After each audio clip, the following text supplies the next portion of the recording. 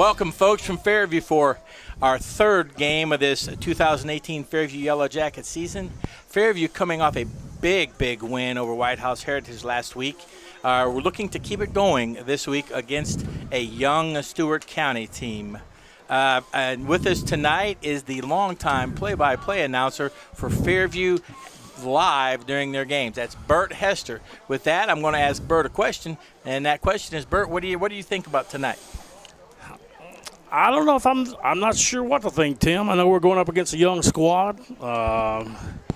These guys don't really quite have the numbers on the roster. A lot of freshmen, sophomores, a few juniors, a few seniors.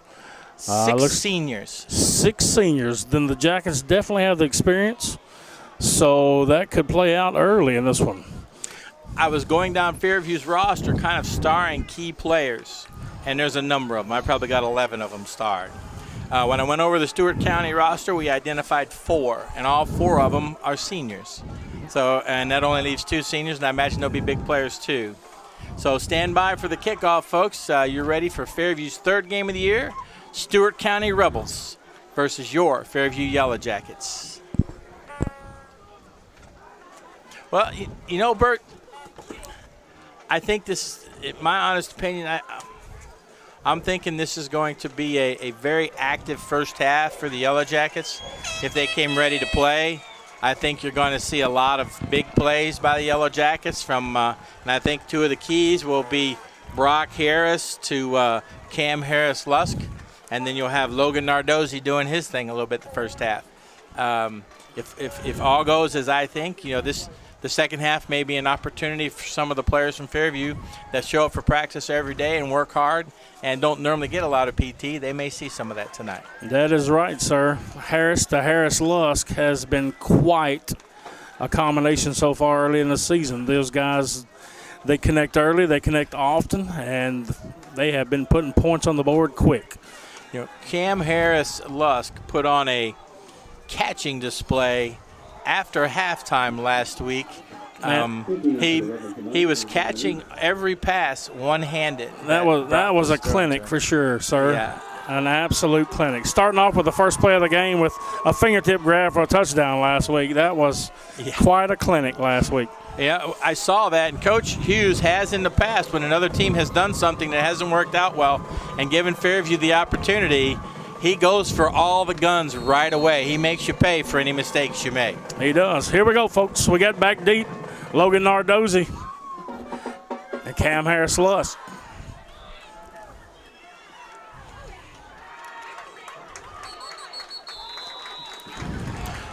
Stewart County with that pooch kick. Yeah. Number 6 for the Jackets, Dylan Jewell, gets a short return, but they still have very good field position because of that pooch kick style.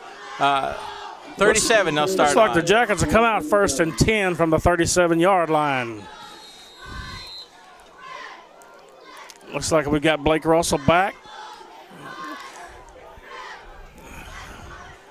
Quarterback in the shotgun. Flag on the first play. The ref is counting players. That's always a bad sign. I believe we had a dozen, Bert. I believe there was a dozen, sir. They'll move us back to start this one off. I noticed that Stewart County came in with 3 down linemen and their linebackers walked off. It looks like they're in a little bit of a 30 defense. Looks like a 3-4. Maybe playing a pass because Harris is in the shotgun. Play action. Harris is looking deep, and he's got Lusk. Broken up. That was Brock Harris to Cameron Harris-Lusk. Broken up by number 6 for the Rebels. If you're watching that on TV, you just saw a rarity. That's Cam Harris-Lusk not pulling the ball in. Yeah, that's a good pass right in the hands. Good defensive play by number 6 for the Rebels. That's Elijah Smith. He got a hand in there and broke it up. Here we go, 2nd down 15 for the Yellow Jackets. Harris in the shotgun. Slot man in motion. And the give to Nardozzi. He gets the right corner. And another flag comes in late. Judging by the look of it, I believe that hanky is against Fairview for a hold on the backside. I'm not sure. It may have been a personal foul, but I don't want to speculate.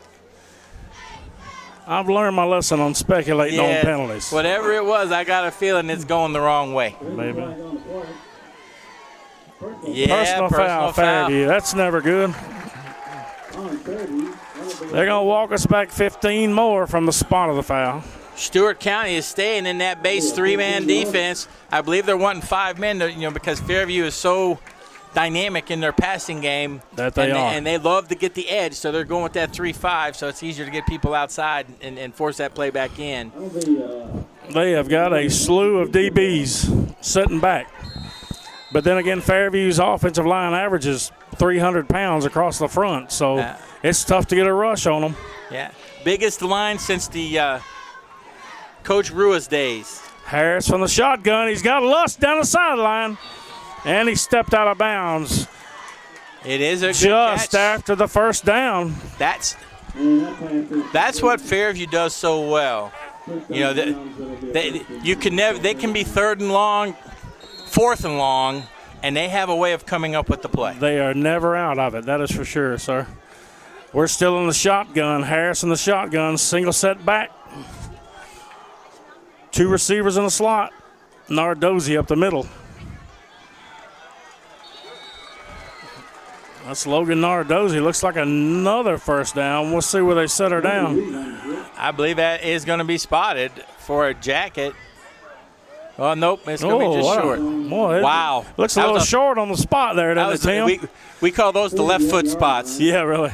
When you're in that 3-man down and you can get to that second level, you get those kind of plays. Nardozzi made the first man miss, which is the running back's job. Oh, the reverse. Nice little There's fancy Harris play. Lust. Oh, boy. Oh, good block on the edge by number 3. And that's what he does so well. Left and right, juking and jiving into the end zone. Yellow Jacket touchdown, Cameron Harris Lust.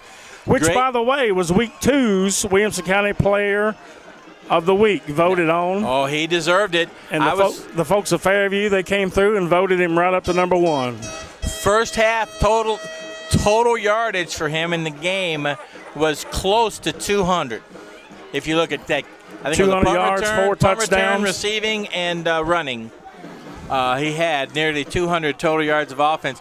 Great block on that play by Tyler Overton on the edge. Skylar Wilson in for the point after attempt. And he puts plenty of leg on the ball. 7-0 Jackets. What was that? 10:55 left in the first quarter. I counted 8 plays. I might be off 1 or 2, but that was an 8-play drive by the Jackets. Good-looking drive. Started off a little ugly with 2 penalties on the first 3 plays, and they recovered very quickly. Once that Jacket offense gets on a roll. When they get clicking, Tim, they get clicking. That is for sure. So we've got a passing game this year. That's just the quarterback's got a big arm. He'll sit in the pocket. He goes through his reads. He finds his open man. He is definitely an asset. A new transfer moved in from Hickman County. Brock Harris is going to be quite an asset for these Yellow Jackets. Coach Hughes puts a lot of faith in his players. Puts a lot of faith in his coaches. He coaches them up well, and he trains his coaches, and the program shows it year after year, it seems like. Absolutely. And one of the things that I really enjoy about Coach Ruiz that is not as prevalent in a lot of other programs is he's not afraid to put the ball in the air. Not at all. He's had some great passers over the years, and it's brought some exciting football to Fairview and a lot of wins. I believe his winning percentage is somewhere slightly north of 750. That is which correct. Is unheard of. Skylar Wilson kicks her down about the 5-yard line. Sideline to sideline return. Number 6 for Stewart County, Elijah Smith. What did he get, about a 7-yard return? I didn't see. He didn't get much, Tim. He ran sideways, didn't go up, down, never got north-south. I don't know what the rewards are on the kickoff team, but I always thought if you tackle them inside the 20, you get one of those cool little stickers. That is right. One of them Yellow Jacket helmet stickers. Yeah, buddy.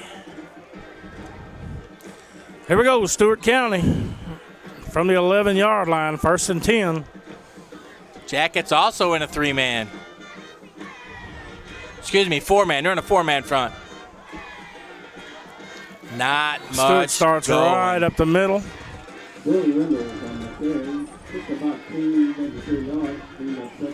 Looks like a gain of about 3 up the middle.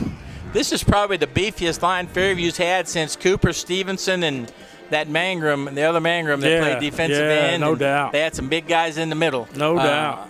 And this is a very big and they're a very athletic line. Back in the there. days of Big Cooper and Jacob Buttry. Oh, yeah, Jacob Butcher. That's what I was thinking of. And he had a brother that was pretty good, too. He did. Ben Buttry. 2nd and 7, folks. Up the middle again for the Rebels. Short gain. Folks, we apologize for not calling numbers. We don't have any binoculars nor spotters up front, up top, so it's a little tough keeping up. That was a host of Fairview tacklers. Quite a few, quite a few. Or a swarm, as they like to say back in Jaggedtown. I'm telling you, man, that front, if you watch them, they are just they're winning the battle at the line of scrimmage. Option. I believe he's got the first down. He's got the first down. Fairview had a man. He gave up the edge a little bit, but slight first down. Good jacket defense prevented the big play. That is one of the toughest plays to defend right there. You have to have a man on the quarterback. You have to have a spy watching the running back. You got to be ready for the pitch. You got to be ready for the keep. You never know. Yeah, tough play to defend. I like the safety, Will Shivers, coming up, preventing him from getting the total edge and having a running lane. He was one man away, that's for sure. You know, games come down to 3 or 4 plays, and that very easily could have been a big play, but it was stopped by the Jackets. Stewart County whistles before the play. Number 88 for Stewart County is Connor Andrews. He's just a sophomore. And, you know, if Stewart County can keep these players interested and aggressive in off-season workouts, they could be tough in a couple of years because you look at their roster and they are dominated by freshmen and sophomores. I tell you what, to be a bunch of freshmen and sophomores, that's a good-looking football squad. Mm-hmm. The big boys, you'd never know they were freshmen or sophomore just by looking.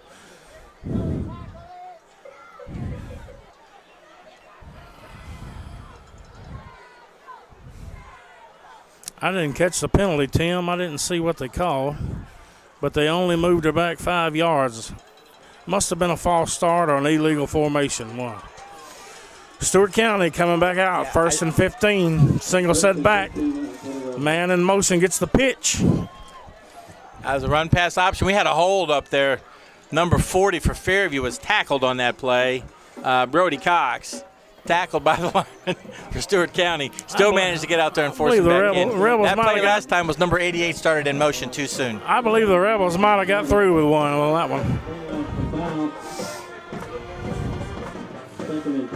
Nice defensive play. About 5 yards lost for the play off the Rebels. Brings up about 2nd down and 22. What he did was he moved forward a step, and then he turned around and went in motion.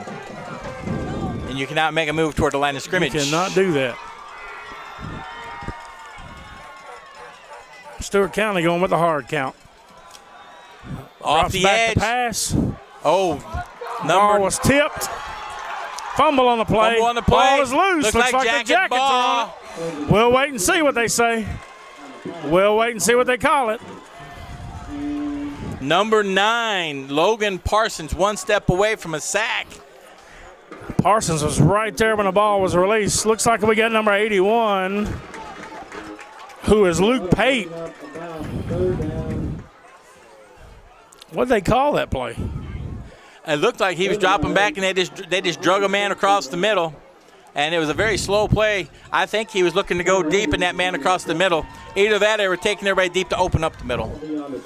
Yeah, I think the ball was also tipped at the line of scrimmage, what the ref was indicating. Yeah. And the quarterback threw a little early, too, because he saw number 9 coming pretty hot off the edge. Logan Parsons was bringing it, that's for sure. 3rd and 9, sacked by Brody Cox. You know, That's coaching. He's on the edge. He had nobody over him. Third down pass. He's coming all the way. That's just football instinct, Tim. Yep. Football instinct. He saw it and went after it.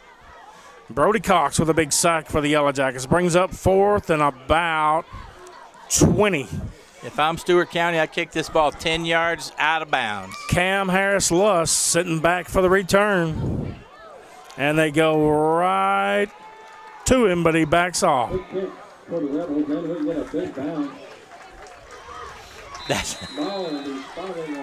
Stewart County's punt is down at the 41-yard line, where the Yellow Jackets will come back out 1st and 10. You know Stewart County coaching staff on that punt, when they saw that going down the middle, they were taking a deep breath. Yeah.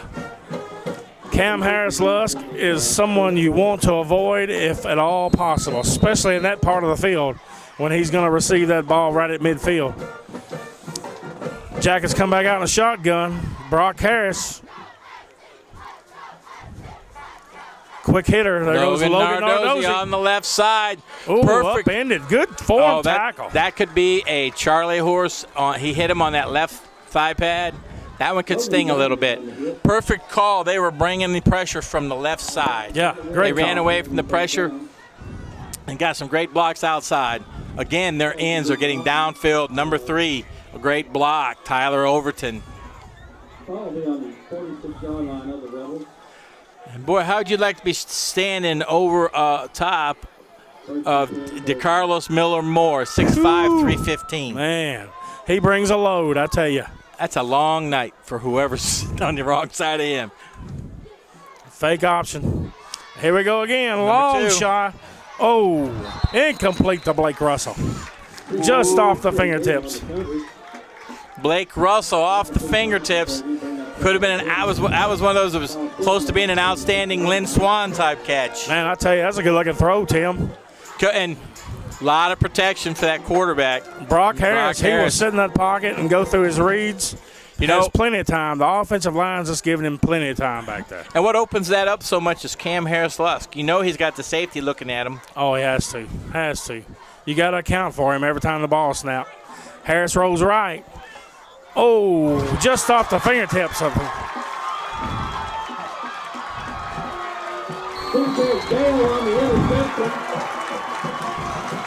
Ball deflected off the fingertips. Tip drill, yep. Tip drill in favor of Stewart County on that play. You just never know where that ball will go. Should have been caught. You know,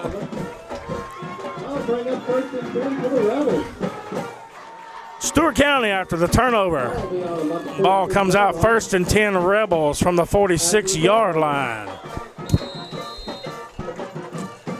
Jacket offense shooting yourselves in the foot a little bit on that one. That's all right. That defense will bow up right here. Jackets with 3 down linemen and a man standing on the edge. I believe the quarterback's knee hit the ground on the snap. I believe it did. And the official illegal procedure. Oh, a flag. I never saw the flag. There's a flag on the play.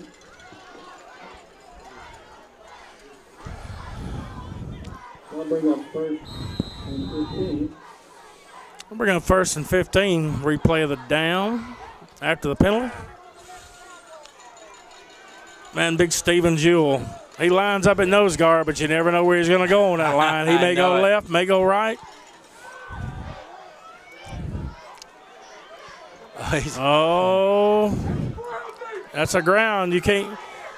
There was no receiver anywhere near. I didn't see anybody. Officials are talking it over. There you go. There's the flag.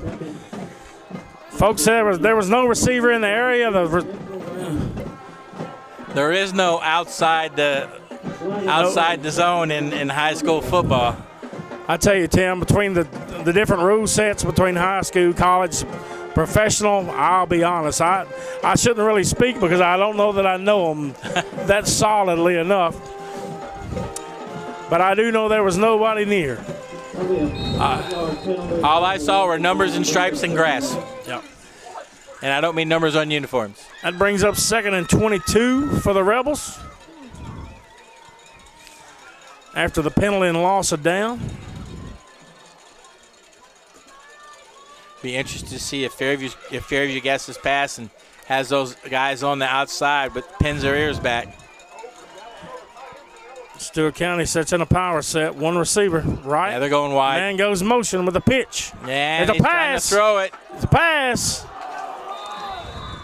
A little trickeration. Tim dialed in for the first quarter. And Dylan Jewell was there. Dylan Jewell, good coverage. Good pressure on the quarterback and the running back with the pitch. That's a play where Stewart County calls that in just to try to put a little spark in the offense, get the crowd into it. They ran that play in the first series with a straight sweep, and they ran that to set this play up. Exactly. Trying to get that safety to come up. Good job defensively. You're exactly right. Dylan Jewell doing his job in the secondary. Nice job back there. We got a timeout. Third and 22. You know they're not just going to drop back and throw it deep because I think they know that they can't hold that Fairview defense out. They'll probably. I see something like a screen, maybe a screen or a quick out, and hope the player can make somebody miss. But I don't see many options for this Stewart County team with this particular down and distance. Whereas if this were Fairview with 3rd and 22, I would be looking for Chris Hughes to do any number of things. You're right, Tim. Running a flag and that guy that drags down the middle that is always open. You can definitely see the youth in this Stewart County team already. Which is not. There's no bad thing about that. That's not a knock against them. No, when you're building a program with youth, you got to pay your dues. But you can see that what they're focusing on is fundamentals and execution. And as they get a little bit beefier and a little bit more experience, they'll turn it around. Stewart County comes out in a shotgun, single back. Fairview brings the 6. blitz is coming. Quarterback with a nice tackle. 21. Form tackle. Kyle King. Kyle King bringing the wood. Now that is the way you're supposed to tackle. See what you're tackling and run through it. That's it. Nice tackle. Fairview brought 6 on that. They brought the house, looked like they Tim. did. The good news is the man on the outside didn't overcommit and give that outside lane to the quarterback. They were coming from all directions. 4th down, 16. Stewart County Rebels. We got Cam Harris-Lust at about the 30-yard line. And they kick it right at him. Ooh, dangerous. Whew. I got to give that punter a lot of credit. He's getting a lot of hang time. He is. Giving his guys time to get down the field. Cam is not getting a lot of time to catch that ball and do anything. Right. Yellow Jackets come out 1st and 10 from the 29-yard line. That's a pretty decent job of turning the field by the punter. Yeah, not bad. Not a bad kick. Good coverage. About 31 net yards? Yeah, he had cover him in there when the ball was called. No chance of a return. Harris looks like he's going under center this series. Quick screen. Oh. That's intended for Blake Russell.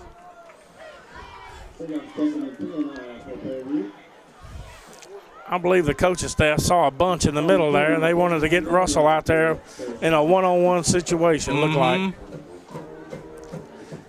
They have noticed something in their first couple possessions, and Coach Hughes is wanting to exploit it. So we got Harris on the center. We got Blake Russell, Cam Harris-Lust to the right. Quick trap with Brady Cox. Bobby Cox, not much. Brody Cox with a quick hitter. Oh, excuse me, Brody. Short gainer. Brings up about 3rd down and 8 for the Yellow Jackets. That's a nice play. He got inside position in that gap, stopped that play. 3rd down and 9.5. I believe that was number Blake 18. Russell. And that was one of the guys that they highlighted, Zach Hearn, a junior. Brock Harris, a little short. And another incomplete pass for Fairview. Pass intended for Cam Harris-Lust. Fairview is a little flat these last 2 possessions. They're not quite crisp yet.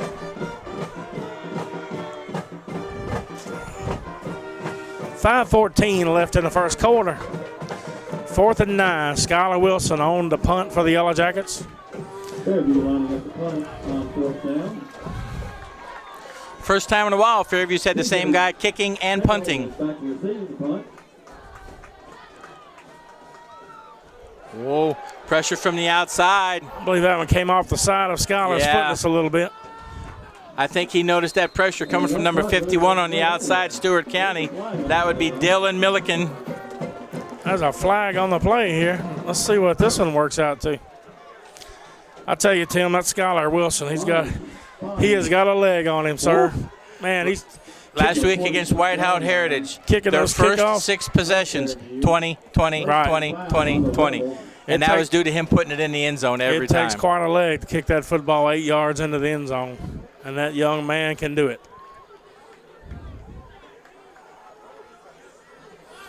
Well, I have yet to see the call, Tim. I'm waiting. Holding on the return team. Holder Stewart County. That's a spot foul. They'll tack And it on to that'll the be- end of the oh, return. man, that takes great field position and turns it into good field position. You go from the 46 of the Jackets to the 44 of your own. Check that. One of the things I've noticed over the years, Bert, is whenever they call off that penalty, it always seems to work out to be right on the yard marker. It's Very funny, rarely do you funny see how it that in the works, middle. isn't it? Yep. I've seen 9.5 and 10.5, just Yeah. depending on where that marker is. You're right. 1st and 10 Rebels. Jackets 3-man down. Quick slant. And the pass is complete to Elijah. That man on the outside for the Jackets has got to chuck him. You got Now they to gotta get a stick him piece at of the him line of coming off the scrimmage. line. 1st down. Quick slant for the Rebels. Big gainer. All right, 1st and 10. Ball on the 34-yard line of Fairview. 1st and 10 Rebels.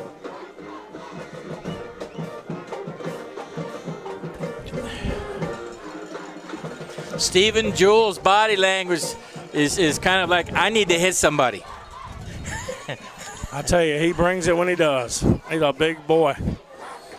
Big Stephen Jewell, number 87, plays defensive line. Man, Big boy. Rebels on the carry. 40, 51, 16 on the tackle. That would be Brody Cox, Connor Parsons, and Zach Mangrum on the tackle for the Jackets. 31-yard line. Rebels marching into Fairview territory.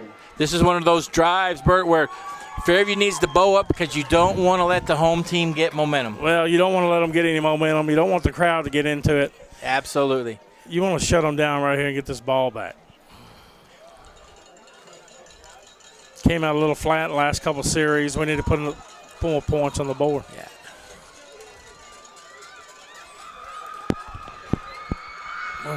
Oh, Nice 51. play. Good looking Connor play. Parsons. That's Connor Parsons, inside linebacker. 5'11", 190 hitting you.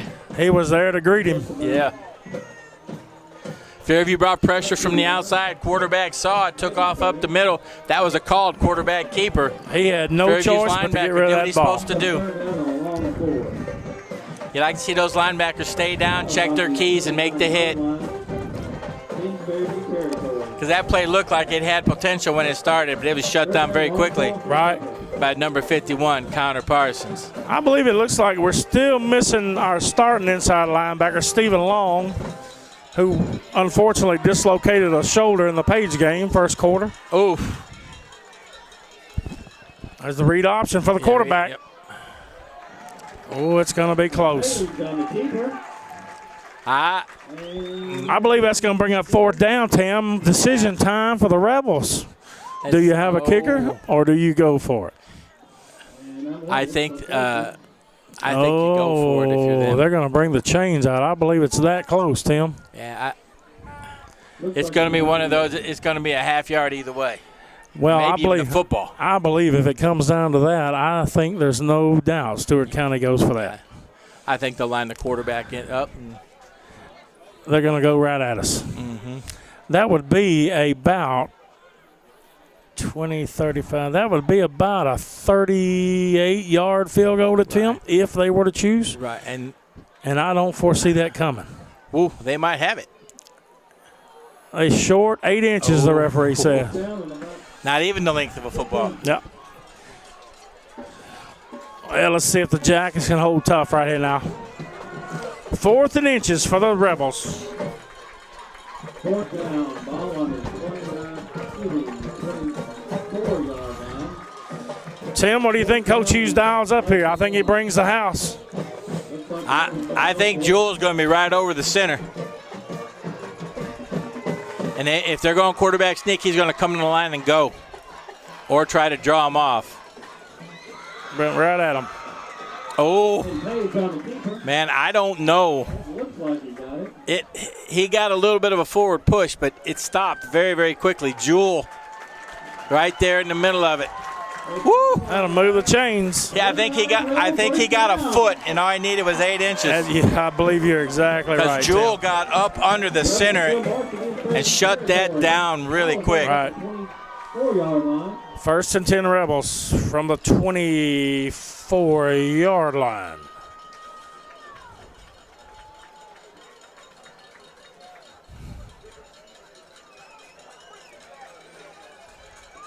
Be interesting to see what they try here. I think they're gonna. So a pass. I did not Another think one they were of those gonna quick throw. slants. Flag comes in. Calling the left hand on on Kyle King. They're calling that left hand on the hip. Had him hooked, you think, Tim? Yep. The back was to us. I didn't really get to see the play. The referee saw this hand coming inside. Right. I don't know that he touched him, but that referee sees that left hand coming inside on that hip, right hand coming around. They're going to think he's going to flag you almost every time. You're right, Tim. So they'll walk more off for the Rebels. Yeah, I thought they were going to run a draw or a screen that play, thinking that Fairview would bring it all. But then, once again, Stewart County receivers getting inside position on the Jacket defenders. Territory. Deep in Fairview territory. He's looking for him again. He's looking for him. Incidental contact. Whoa. So, is that incidental contact or illegal use of the hands? Tim, I didn't see the hands. I believe their feet just got tangled. On the cut? It could have been. I didn't see it. Yeah. I saw the feet get tangled. And he brought his hands across, and to me, when you bring your hands across, that's legal. He didn't jam them with the hand. Right. I didn't see a push from the receiver. I believe it's just incidental contact, like the referee saw. Yeah, I believe that's the right call. Stewart County in for the point after attempt.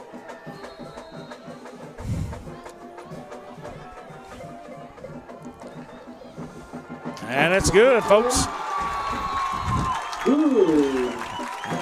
Stewart County. We are 7-7, folks, with 1:38 left in the first quarter.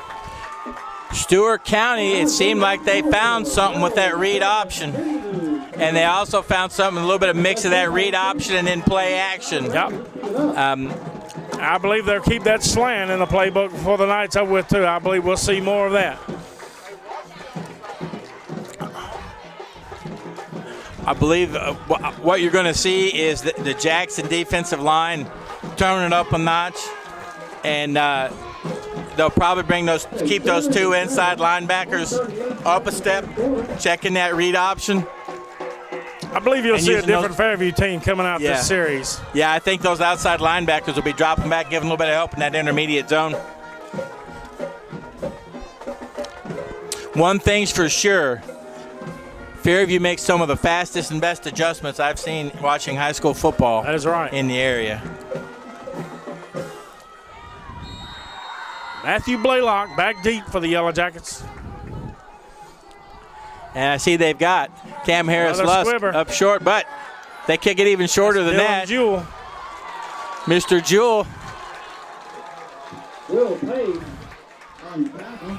Good field position for the Jackets. Good field position. The call paid off for the Stewart County Rebels as well. That when you kick that high, short kick, it gives your kick coverage We did that time for to get years. down. We sure did. I mean, and our kickers were so good. They would kick it just inside those white striped numbers on the sideline, and many times but they'd let that ball hit and it would kick back inside. Exactly right.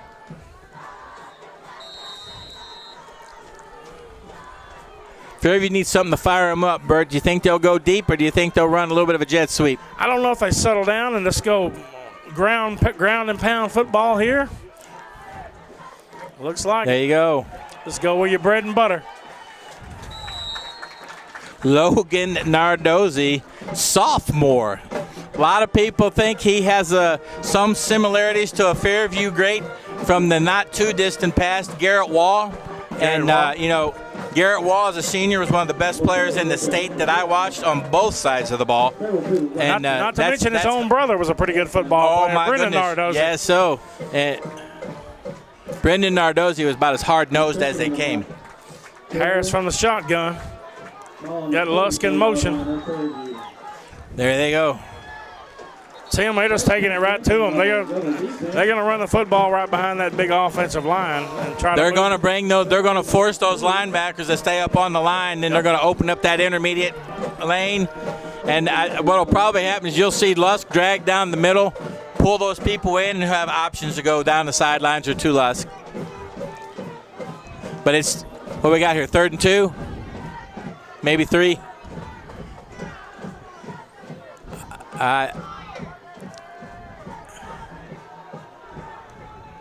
Here we go. There you go. That's Harris Lusk. Oh, boy. Good seal block on the edge. Oh, here he goes. Cut. Boom. Look at the cut, folks. Look, another one. My goodness. How can somebody who looks like they're jogging pass everybody? The kid just doesn't look like he's moving, does No, and you know what? He wasn't at top speed. Yeah, but he's fast enough at cruising speed, and he makes the lateral cuts. He makes lateral cuts that you just don't see typically in a high school runner. I'll tell you, Tim, I ride to the weight games with Cam's mom and Mike, and she always tells me he's really not that fast, but he's kind of quick. And that's the end of the quarter. Well, With the Rebels. But I was talking to Darren Kennedy last week, and Darren coached him when he was small, Right, like in the right. majors and minors. And he said back then he had those same kind of moves, but he was the slowest man on the football team. But you still couldn't tackle him. You're right. And as he's gotten older, he's fast. I mean, there's no doubt about it, he's fast. And sometimes I don't think he knows how fast he Right. is. He starts, stops, goes left, goes right on a dime. He can go from 0 to full speed in a flash, folks. What I like about him is you can see 3 guys kind of in their lanes to tackle him, and somehow he will cut multiple times against all 3 of those guys, and no one ever gets a good shot on him. You're exactly right. He's one of those guys you get squared up on, and before you know it, he's gone. Yep. So you saw what they did there. They went power football for a couple of plays with Nardozzi. Then they ran that Nardozzi faked to him in the line, handed off to Harris Lusk on the edge, and boy did they block that great on the edge. Yeah, sure did. I didn't see who had that block on the right side, but he sealed it. I believe fine. it's Tyler Overton again, It very well could have been. and big DeMarcus Miller Moore. He shut his man down too. Oh, about the 17-yard line. Harris under center. Lusk coming across in motion. Right back at the Nardozzi. middle. There goes Nardozzi. Right back at that power football. Right back at it. Right behind that big offensive line. You know that. Again, Gain of about Fairview has always been athletic and strong on the offensive line. They've never been this big. Right. For a long It's time. been a long time. You're right. Someone showed a picture of the one of the biggest lines with Joseph Hudgens and that whole team back then. Oh, there were guys. Big Corey Deadman. Corey There were- Deadman my and goodness. Lance Furman. And I can't remember the other one. He was huge too. There goes Harris Lusk around I the believe left. he's in. A flag comes in. At the- That's what, the usually going to be 14? a hold. when you try to go around that corner. Hold. That's usually going to signify a hold when you get around that edge. That is my most frustrating penalty. It is aggravating. Because many times you've got a good block and the defender turns to run away, and it is so hard to release that block. That's true, and many times the hold is meaningless too, Tim. The play's already past you. It's gone. There's no reason for it, but it happens. Yeah, and you know where it's worse? Pro football. I can't watch pro football anymore for that very reason. All right, here we go. 2nd and 20 for the Yellow Jackets. Brock Harris with a keeper.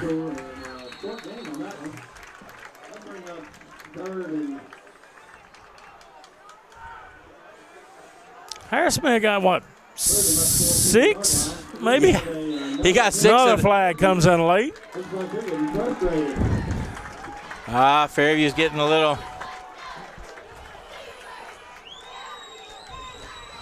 They picked up 6 of that 10. Was that post possession? I don't know if that's pre-snap. That's post possession. It's still 3rd down. I know it's the wrong direction, though, Tim. Yeah. That brings up 3rd down and about Clarksville, That means his dead ball play was over. Otherwise, it'd be 2nd down again.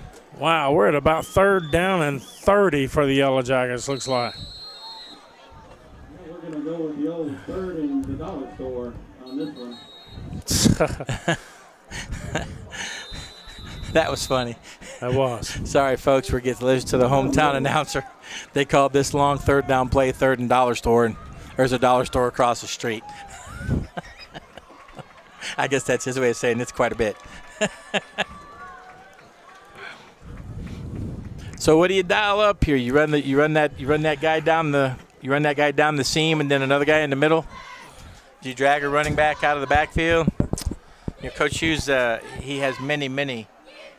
I believe Brock Harris has the ability and the leeway to make his mind up at the line of scrimmage. You know, we have the high side coaches up here beside us watching from the crow's nest, so they will be watching for anything on this 3rd down and 30. Sticks were originally at about the 18-yard line, but the ball marker is all the way back to about the 31. 1st down is that the 7-yard line? 7 or 8 yard line, yeah. And we're on the 34. But so Stewart County's sitting everybody back in prevent defense. Yeah. They're expecting a long pass. Well, the good news is we've got a good field goal kicker.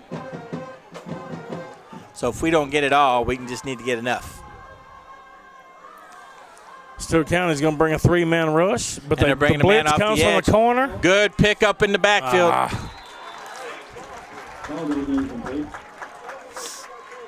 Wild number 53 of the Jackets has a pancake. Nate Jackson pancakes the man across from him. Woo! Did you see that? That was a vicious block. Harris Lusk was open across the middle. He had time. He had time. Harris got rid of the ball in good shape. Just a little bit short. Brings up 4th and about 30. Skylar Wilson on the punt. Yeah. I was focusing on the line that time. See what Stewart County did. They brought the 3 and they brought a man off the edge. He was picked up really nice by Zach Mangrum of the Jackets. Inside they ran a little game, and the Jackets just picked it up. Great technique, great coaching. As I said,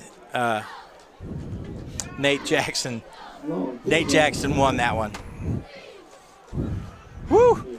That'd be a 51-yarder. Looks like a little bit left. Yep. Just pulled it just a little bit left. Had plenty of leg on it. Yeah. As they say in golf, right club, wrong towards. There you go. Of course, a 51-yarder. That's a pretty good kick for a high school young man. Yeah. And we're saying plenty of leg.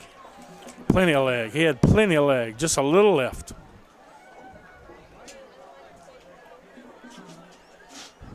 And he'll tell you he didn't hit it clean because that ball didn't have the end over end that he normally has. Right. And he still hit it long enough. Folks, we're still tied up 7-7 with 10:44 to go in the second quarter. Stewart County's ball, 1st and 10 from about the 19-yard line. 1st and 10. I see the Jackets kind of talking to each other out there. I believe they're saying it's time. It's time. I'm looking for it to get cranked up just any minute Got a now. delay.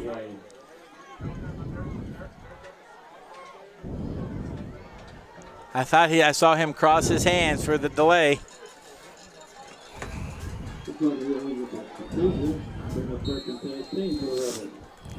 They didn't come to the line. How could it be?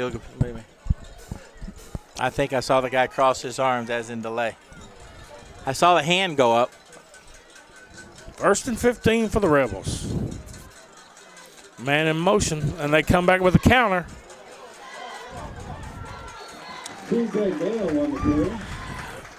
Good recovery by the Jackets. That play, it looked like he was going to get the edge. Jacket team speed on defense. Closes in. Shuts that one down on the edge. Kyle King again on out there hustling over to help get in on that tackle.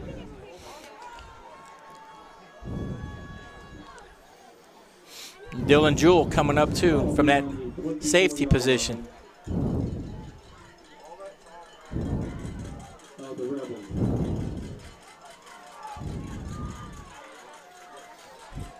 Rebels come to the line of scrimmage, 2nd down and 6. Quick handoff. There we go. Oh, Jackets are there to meet him.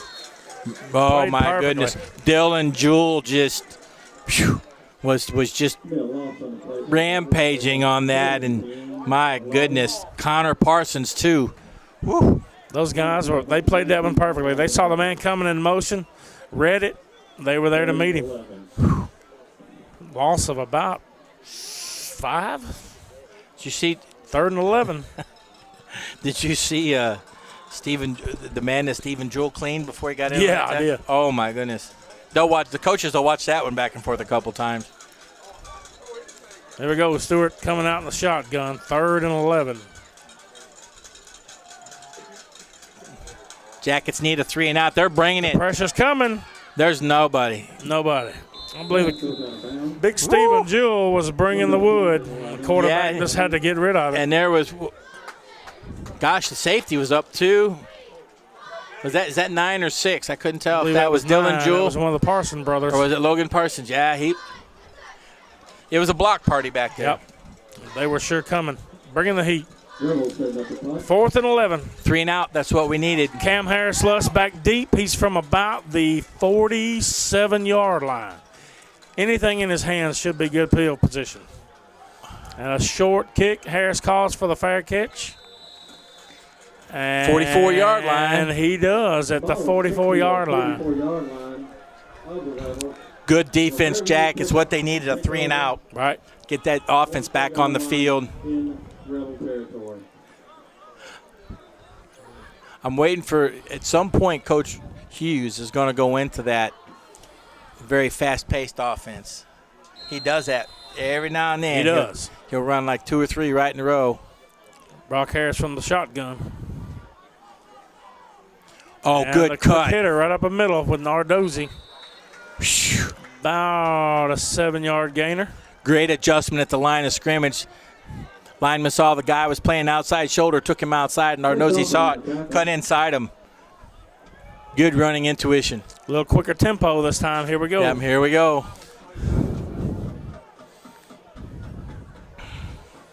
Harris from the shotgun. Oh, my, nice move. Tyler Overton with the quick out screen. See, coming, Coach Hughes does this, and it always seems to get that Fairview offense. It's like you get the blood pumping. It's almost like warming them up, getting them clicking. Tempo, tempo, tempo. Here we go. 1st down, Yellow Jackets. At the 24-yard line. Jackets come right back to the line of scrimmage with the shotgun.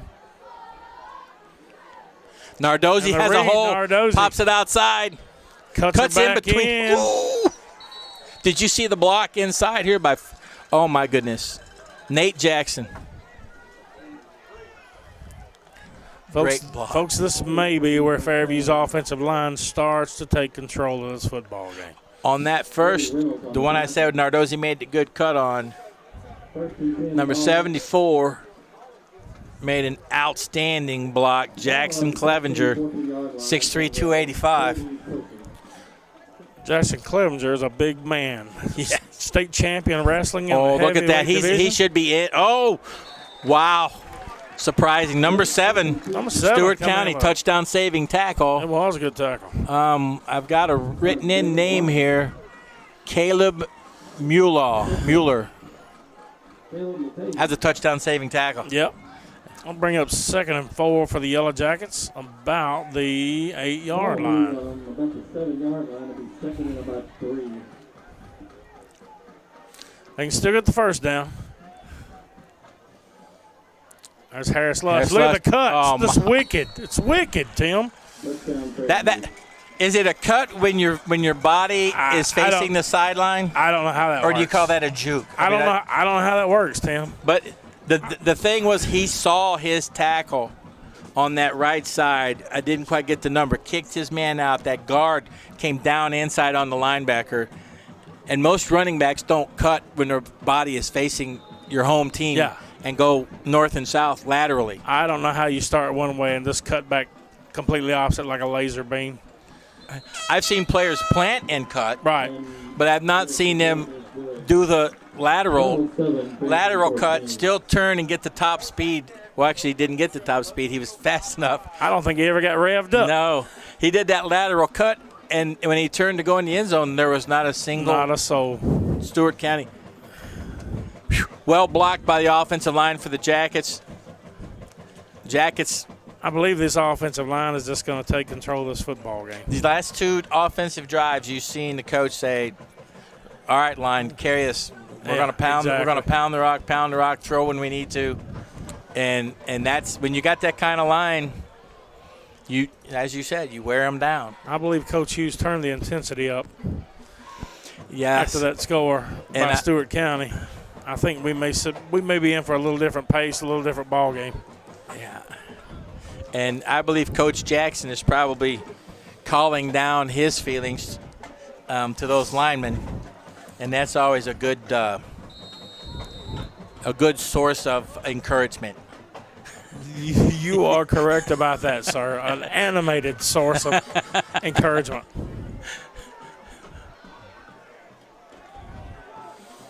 The coverage, the Jackets are right on top of it. Whoa, don't come in late. 1, 2, 3. 5 Jacket players in, on, or around the tackle. I'll tell you what, Tim, speaking of Coach Jackson, we need to mention Coach Joey Jackson, a new addition to Fairview's coaching staff. He actually spent the last 3 years here at Stewart County. So we now have Coach Mike Jackson and Coach Joey Jackson, his brother, on the Fairview coaching staff. Joey has been quite an addition to the staff. Now, wasn't Mike over here, too? Mike was here, and Joey was actually here in Stewart County. Mike came from Cheatham County, I believe. They're both guys, both Cheatham County guys, both wound up in Fairview, brothers on the coaching staff.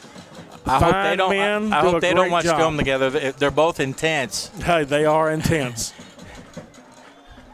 Stewart comes right up the middle. 76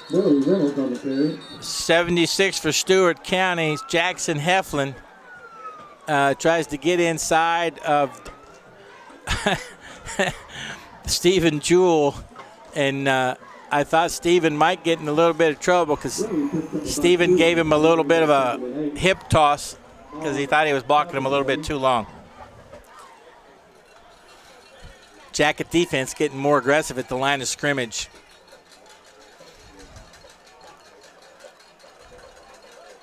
Showing that 30 defense again. Oh, Intercepted. was that intercepted? Intercepted. Kyle Yeah, King. they called it. Who was that, 21? That's Kyle King again. We've mentioned that name several times tonight, Tim. Yeah, he's having a good game for the He Jackets. is having a good game. Nice. He stepped inside, read the pass, Jumped went the down, route. got his body and hands under the ball. That's so important now with these ball to the ground rules that they have. High school football, there's no replay, so you need to make it obvious to that referee and Kyle King with the big interception. And I like the way you could see White under the ball with the way he went down and got it. Jackets 1st and 10 from the 30-yard line. Harris with the read option. Going over to Blake Russell on the quick screen. That play was there sooner.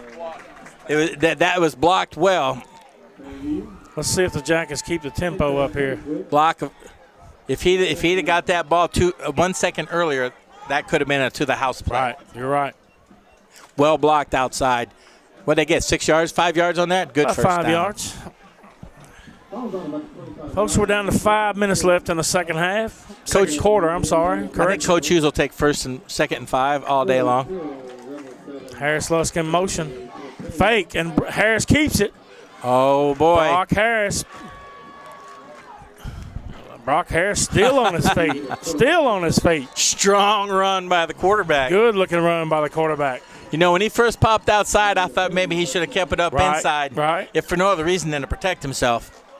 And when he popped it outside, he proved me wrong. He saw something we didn't see, and he absolutely made the nice. And that was most of it. And that was a first down on effort. Right. Or as they say, want to. 1st and 10 Yellow Jackets from about the 16-yard line. Harris will go into center. Blake Russell wide left. The pitch to Harris Lusk. He's over in the corner. Made 2 cuts. He spirals in the end zone, but just after another flag on the field. At the 10. And once again, it's right in that spot where they're going to call a hold. Oh, yeah. It's always going to happen on that edge. Now, he threw that flag during the play. Right. It was not he knew exactly what he was calling on that one. That official over there doesn't like the technique we're using on the edge. That's the same official and that same type of play. Right. Harris Lusk with a good-looking run, a dive and spiraling. Cuts inside. I love the way he cut inside to set up that outside move. Right. Harris on the center.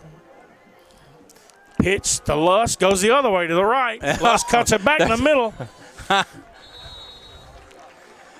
Picked up about 7. 5. Well, I thought it was more than that. The announcer's saying 5, but I thought it was more than it may be close to 10. Yeah. Yeah, 10. I was looking to Marker. I thought, well, he got at least 7. Yep. 2nd and about 6 for the Yellow Jackets, deep into Stewart County territory. Excellent cutback by Harris Lusk. Power set eye. Harris goes under center. Oh, look at that splits. And Harris rolls, and there's a man. That's Brody Cox. Oh, Brody just brings the wood. Touchdown, Yellow Jackets. Brock Harris to Brody Cox for the Yellow Jacket touchdown. Brought those tight splits in, standard power football run setup. Hughes runs play action off of that outside. That's the weight room that got that touchdown. You're exactly right. That man came up and made a good hit, but Brody Cox. Those 30 or so off-season work weeks. Yep. Skylar Wilson. The point after is good, folks. I love the way Brody Cox kept his base, kept his legs square. 35 left in the second quarter. Yellow Jackets, 21. Stewart County Rebels are 7. Jackets seem to have awoken in this. I had a feeling there would be a different intensity. Well, you know, when they came out that one possession and they were talking, we discussed how it looked like they were, talking to each other. And a mature team like the Jackets, they're telling each other it's time. Right. It's just time to play ball. And they got a 3-and-out, went down and scored. That time they got an interception on the wrong side of the field. As I like to say, 3 T's, turnovers to touchdowns. Right. Make them pay. You got to make them pay. And they did. The wine is really starting to dominate. Yeah, and that's going to happen when you have a bunch of 300-pound seniors going against majority freshman and sophomore. You're going to take over the game sooner or later. All those years, we used to play Lewis County, and it seemed like they went out and recruited tree trunks for defensive and offensive They grow linemen them big down there. every year. They certainly do. That one year when we had Hudgens, Lance Furman, Corey Deadman, who's the other guy, and he was like 260. That was like a bunch of Brahma bulls going at it. You are correct, sir. And we won both times.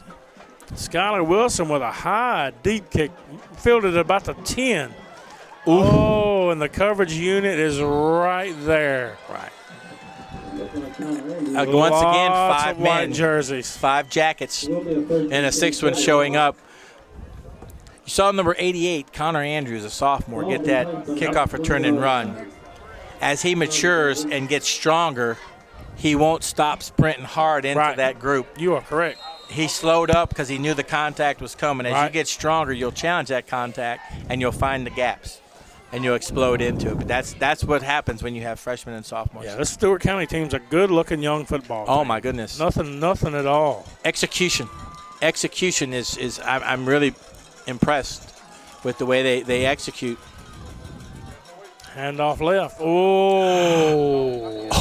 Which Parsons was that? 51. Or both of them. That was 51. Woo, that was Connor. That was Connor. Parsons. I heard it. I heard it up here in the booth, Tim. That was nothing but pads popping. And again, good technique. Good technique. Head up. Good technique. Head up. Face mask first. Shoulder in. Mm-hmm. Good wrap up. Good tackle. Form tackle. And I didn't get the number of the second person, but Ooh.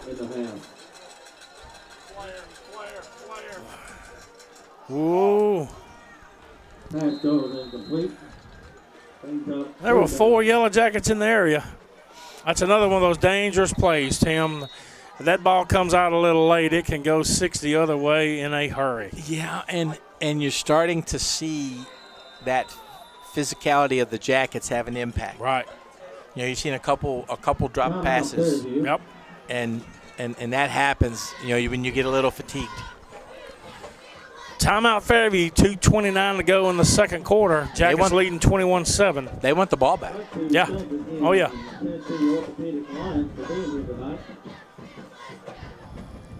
Whew.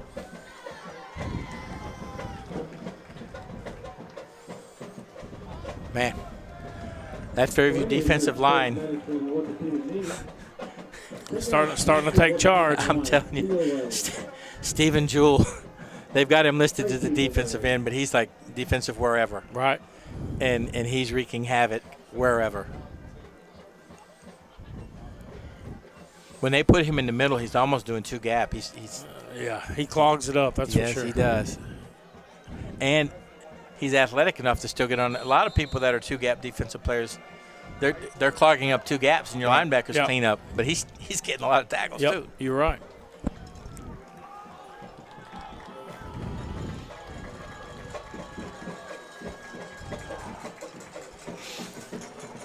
Third down and 14 for the Rebels. Watch number 6. Quarterback pulls it up. He had the pressure on him, had to release the ball. We can hear the Stewart County coaching staff calling for the punt.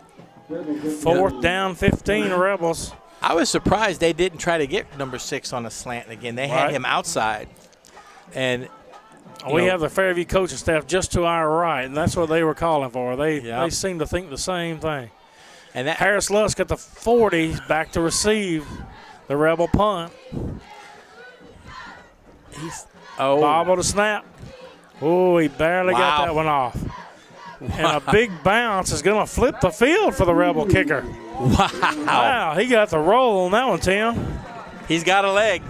And he kicked a knuckler. He did. After the bobble snap, he still got a punt off. They got a big roll. So what we got, about 150 to go first half? We are looking at 2 minutes and 13 seconds left in the first half. Yellow Jackets 1st and 10 from the 38-yard line. Let's see if we keep the tempo up. I got a feeling we're going to see it. I think you may see a running play with a no huddle. I believe you're right. I believe they go straight into the formation. They'll start calling from those armbands.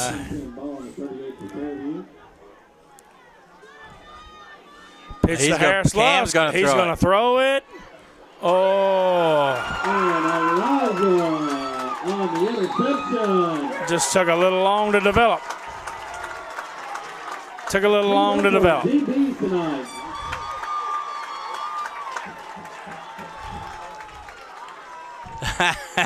Hey, nothing you can say about that. The man made a good play. Came down with the interception. Good coverage. Stepped inside. Caught the ball at its highest point. Played it well. He played it well. First down, 10 Rebels from the 41-yard line. You know, when the other team makes a good play, you just say the other team made a good play. All you can say is congrats, young man. He made a good play. That was number 6, Elijah Smith. We've called his name quite a few times tonight.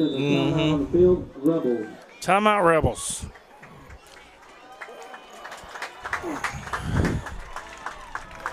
With 2:03 left in the half. You know, it's been a long time since I've been in one of those huddles. But many times they can get pretty specific. Yeah, absolutely. And what the coaches are expecting. Right.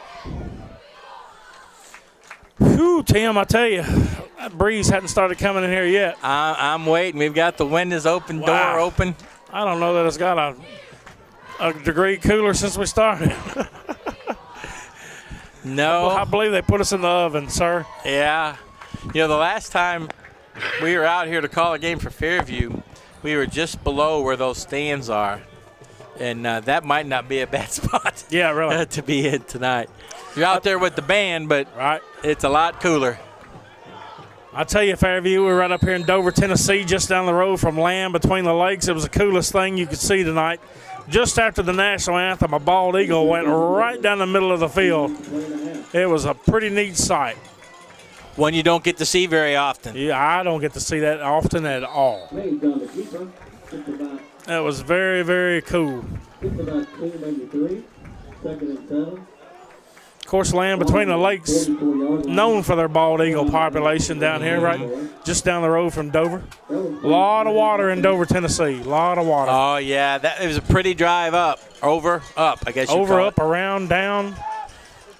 Stewart County. Oh, pick that ball off. Harris there you go. with the catch. He does. Interception. Go, Cam. Go, Cam. Look at the cuts. Look at the cuts. And he cuts back again. And he cuts back again and again. He's still on his feet. Left, right, spinning, juking, jiving. Cam Harris Lush, number 1, puts the Jackets back into the Rebels' red zone. I finally figured out who he reminds me of. And I hate to say it, but it was an Alabama player by the name, I believe, of David Palmer. He was a Heisman Trophy candidate. Yeah. About 15 years ago, maybe, or more. And he was like that, slippery. I don't know how to describe it. He looks like he's in about 25% speed, but for some reason there are 11 other players missing him. So that player behind him was running after him, and he wasn't closing the gap. And can't. Oh. Looks like a false start, man. Tell him to run and tell him. One fortunate thing about sitting close to the coaches is you get to hear a lot of the inside information. Yep.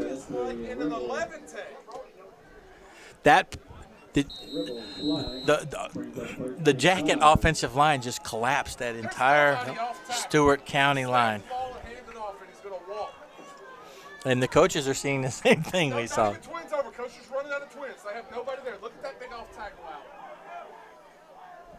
Oh my, he's right. It went the other way. Touchdown. Logan Nardozzi walks in for another Yellow Jacket touchdown. Big hole. Yeah, big pull. I don't think anyone touched him. course, I believe Coach Jackson, just outside our window, he was pointing out that on the right side, Big DeCarlos Moore didn't even have a defensive tackle on him. Right. We go left, and he still walks in. Yeah. Skylar Wilson on for the extra point. 113. And you know what that tells you, Bert? That offensive line is dominating. They are starting to take charge. 28-7, folks. 28-7 with 113 left in the half. You know, it was a little bit different than we thought it would be when we got the ball back with 2 minutes and 13. Right. We actually gave them another opportunity. Right. And then we got another possession back, and Cam Harris-Lusk, who ironically was the one who threw the pass where the defender made an outstanding play. He makes an outstanding play himself, almost as if, okay, I'm gonna make up for that. Little payback. Yes, sir. And it was payback. I mean, he caught it about the 40 of the Jackets and returned it down to about the 15, 16-yard line. Yeah. And a lot of juking and jiving and left and right and. Yeah, so you're talking a good 45-yard interception return and gave us great field possession. You don't count the penalty play. So is that 2 plays a touchdown? Yep. Yeah, 2 been called back for holding penalties. Mm-hmm. You're right.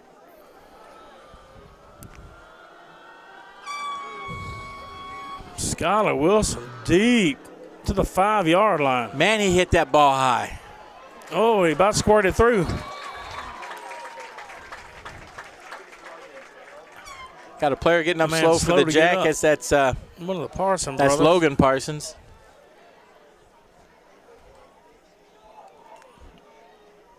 After the kickoff return, ball will be Logan Parsons is 6'1", 180. Connor Parsons is 5'11", 190. I think I said this last week. I would hate to be in that household fighting over the last biscuit. They are football players, too, I tell you. Yes, sir. I mean, pure football players. I see the older one out fishing quite a bit. Man loves to fish. I always got a fish on the hook, seems like. There you go. Quarterback Number 4, keeper. the quarterback, C.J. Gale. Oh, a late flag. Oh, my. That's interesting. That From came all in the way way out late. here. They're going to talk it over. Face mask. Face mask. On Fairview. I believe that was the big one, wasn't it? Wow, I don't know how he saw it from Was that all the the way over here 5-yarder or from the 15? sideline. The 5-yarder. Incidental. 5-yard penalty. He's got better vision than I. I didn't, of course, he's closer than we are, but he was still That will be a Rebel first down. about, what is that, 25 yards from the ball over here on the sidelines? Yep. Ball on the 39-yard line. He was the furthest man from the play and made the call, so he must have saw it pretty good. obviously. 39 seconds left in the half. Well covered by the Jackets. Oh, Well covered by the Jackets. They took their first and second option away. Good poise by the quarterback, waiting Pass completed. for Connor Andrews to come back across the middle. Stewart County speeding it up. Clocks it. And that'll bring up third down. Third down. Ball on the 13 seconds to go in the first half, folks. yard line. Third down and 4.5 for the Stewart County Rebels. 13 seconds to go. So are you aggressive if you're Stewart County? You think they're aggressive, or do they take a knee and get into halftime? I believe they take a shot right here. I believe they're going to throw it somewhere. I believe you're right.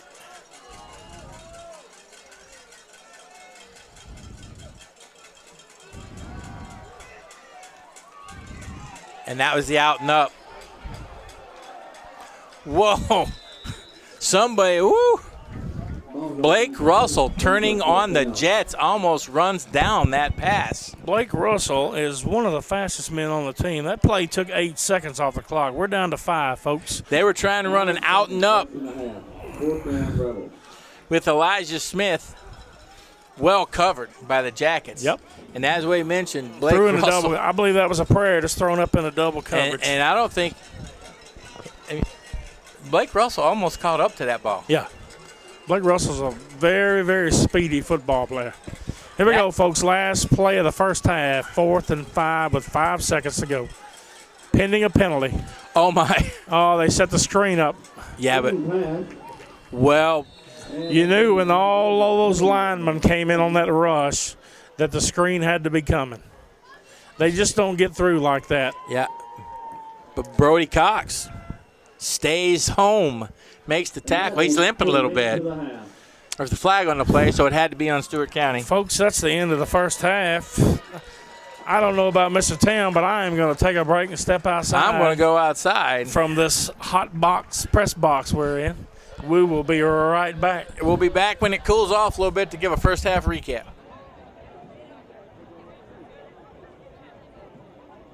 All right, Bert, we're about ready to start the second half of the Second game. half, Jackets are kicking off. Yep.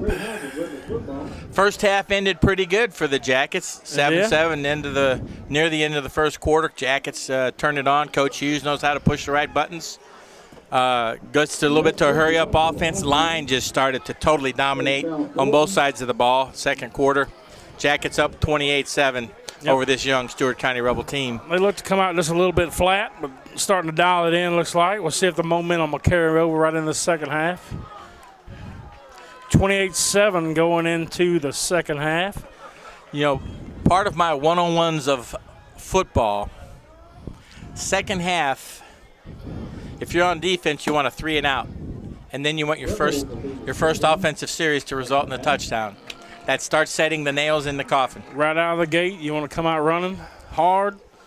You want to come out and make a statement on both sides of the ball. You're exactly right. Set the tone for the second half. Whole different ball game. Teams tend to change drastically between one half and the second half.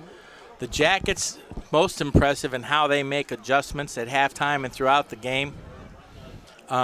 They obviously did some things to wake the team up a little bit after that first quarter. And it'll be interesting to see what happens with this second half. Right. I'm not quite sure why they haven't kicked off yet.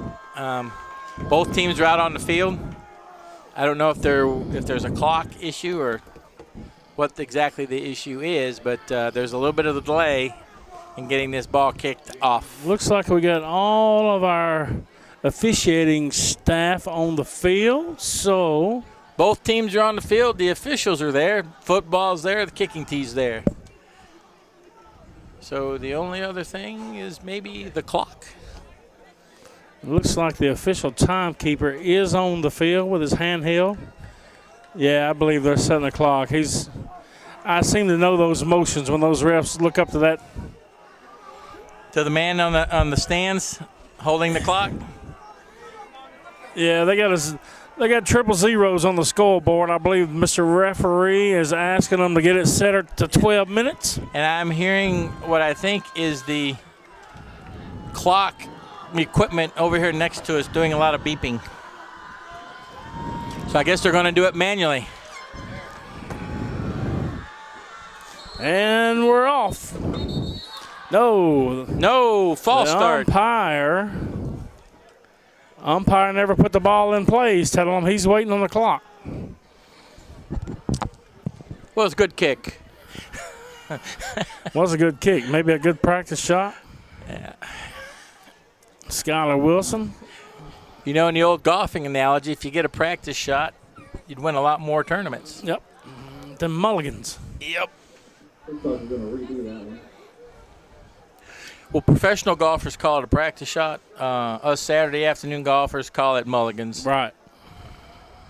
And professional golfers don't typically get them. We do. I just yell 4 and hope I don't hit anybody. Yeah. My statement is, do I have another ball in my bag? Look like the clock is set. Looks like We've we're got a clock about set. to get underway, folks. Coaches are telling us it's official. We are going to have a for real kickoff. And we're off. Skylar Wilson with another deep kick down to about the 5. What a run back.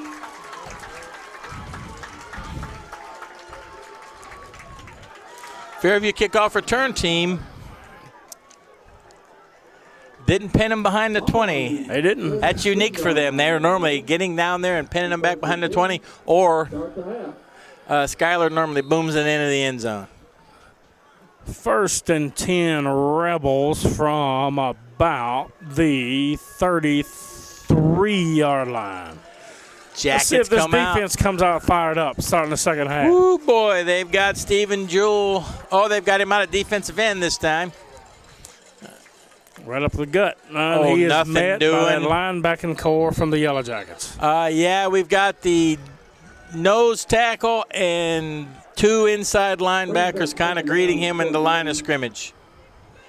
And that's about where he stopped. Yeah, that's about right. Ball will be on the 34-yard line. That lineman kind of chopped, legally, chopped Jewell that time. I think he was tired of just taking a shot. I believe so. 2nd and about 9 3/4 for the Rebels. From about the 33-yard line still. Luke Pape, is that how you say Luke that? Or Pape. is it Pape? Pape. Just as it's spelled. Luke Pape, Yep. 6'2", 210, causing a little bit of a ruckus out there, too. Keeper got the Quarterback lead keeper. blockers out in front of him. Yeah, Jackets Fairview's are got out there Fairview's stringing it out. Oh. Nice, nice, nice. 4 Jackets. Rebels had the blockers out front, but the Jackets strung it out. Yeah. Several white jerseys in pursuit. Jackets matched blocker for defender. Exactly. Walk on the play. Great Good team looking play. speed. Good looking play. He's got 3rd down and About 3rd and 7 for the Rebels. Tim, right here's where they got to watch for that slant. Always look for that slant. They had a little success in the first half. Yeah, Elijah Smith, number 6, has been pretty successful at that. Watch the reverse, Sally. I don't see him in a position. He's deep. Oh! Oh. Who is that? One of those. Oh, number. That's one of those Boy, Parsons that's Logan brothers. Parsons. Logan Parsons. 6 foot 180, gets through. And there was a second 17. person defender sharing that, and I did not get the number. Yeah, there was a man came in, but I believe Parsons about closed the deal on that. Yeah, he. Brings up almost 4th and 20, folks. And you know, Elijah Smith was breaking free, but you've got to have time to throw it, and the Jackets said no. Jackets got 2 men back, Dylan Jewell and Cam Harris-Lusk. Punt is away. Knuckleball type kick. Oh! Harris-Lusk went to catch that one with a defender right in the perimeter. Bounced free. Looks like the Jackets have recovered. That was C.J. Gale, the quarterback, stripping that ball, causing that fumble.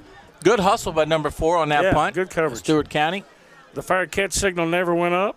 The ball was live. That gives the Jackets 1st and 10 from the 46.5-yard line. penalty on Fairview Yellow Jackets. Personal foul, Little Binghamton. Oh, that's not what we need right there. Personal my. foul, Yellow Jackets. They'll walk 15 off. All the way to the 33-yard line of the Yellow Jackets. Folks, we're in Dover, Tennessee, Stewart County High School. You just can't beat Friday Night Lights. 1st and 10, Fairview. That's Nardozzi. Logan Nardozzi. Nice run. My goodness. No. Oh, there's linemen everywhere. Just pancaking men left and right. Jackson Clevenger, 6'3", 285 out there road grading for Logan. There's a gain of about 6 for Nardozzi. Jackets in that up-tempo offense. Brock Harris from the shotgun. Oh, that's Coach Let's Hughes. see if they call it He's encroachment gonna- or Coach Hughes is going they to were keep drawn. you honest. that'll move them. 3rd and 1st down. I just love that about Coach Hughes. He knows when to do that. You're right. His success rate on that, 3.5. other than 4th down and long when he tries it, but when he does it during the game, it's darn near 90%. Harris's hard count brings just about the entire D-line across the line of scrimmage. Quick out to Nardozzi. He gets around the man. Cam Harris got enough of a block out He's there got to free running him up. room and still banging away. Cam Harris Lusk doing a pretty good job, and the man broke away from him. Right. Cam didn't hold. Right, Great, you're exactly right. great, That's good. great effort. Seal block on the edge. Got the man around the outside.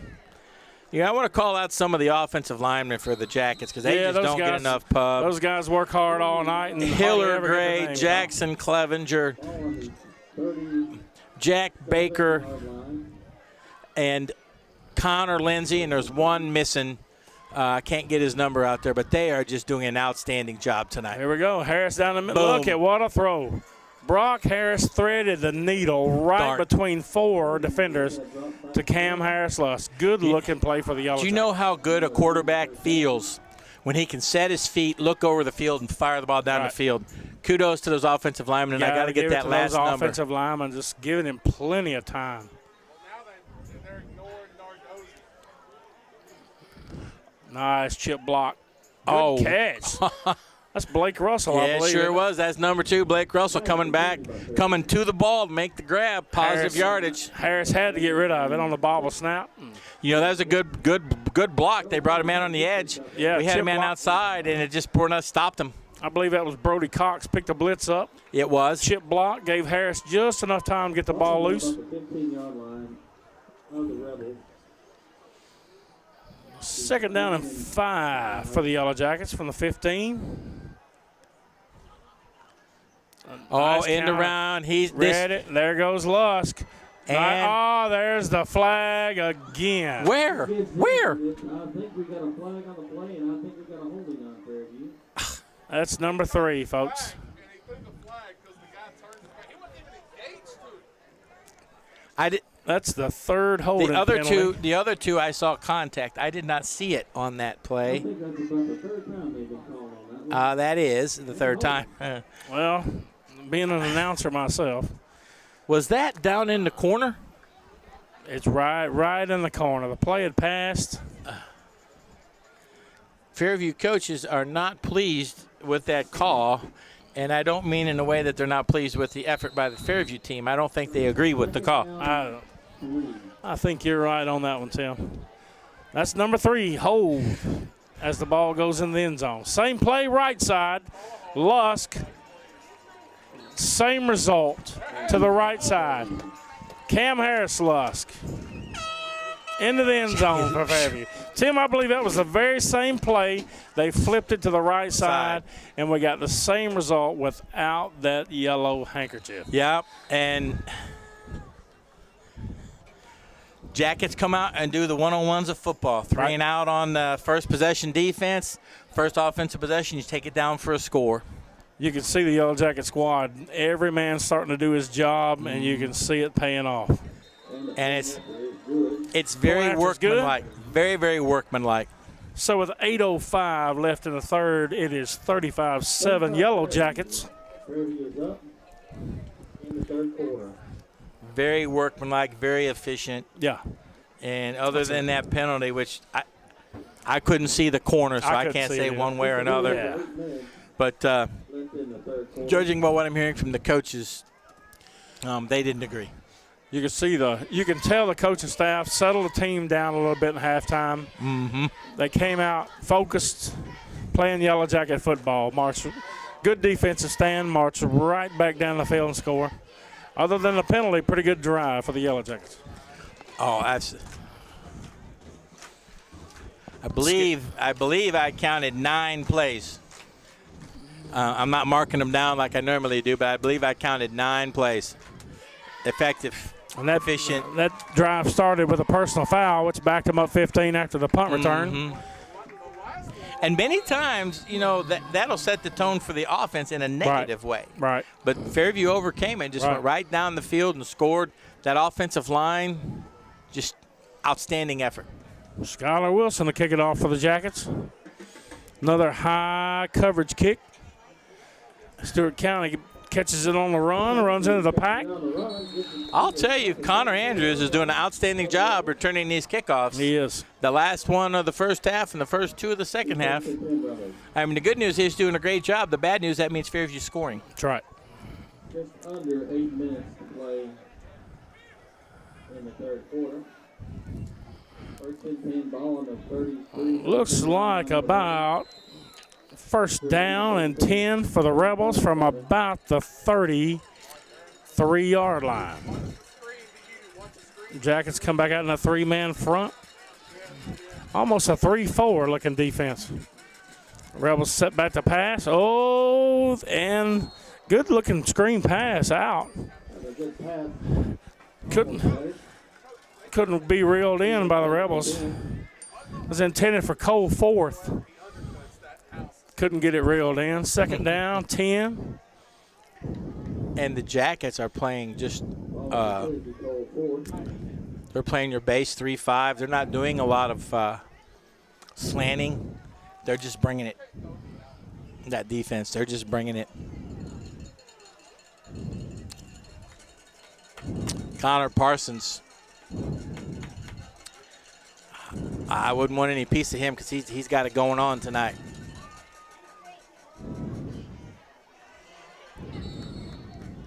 Good run by the Rebels. Watch the ball here.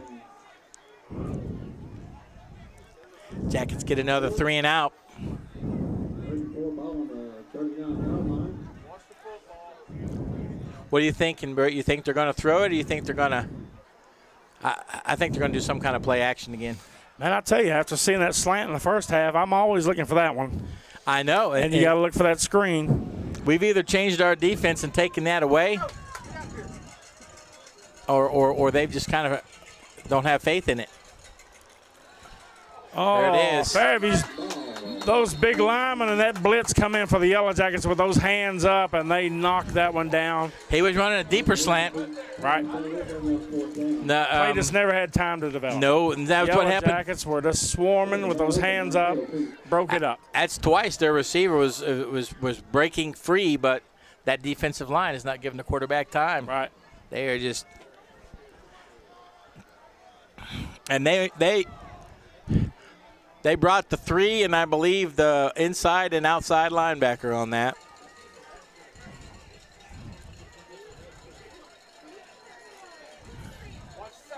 I haven't seen him run any X games or anything like that on the defensive line.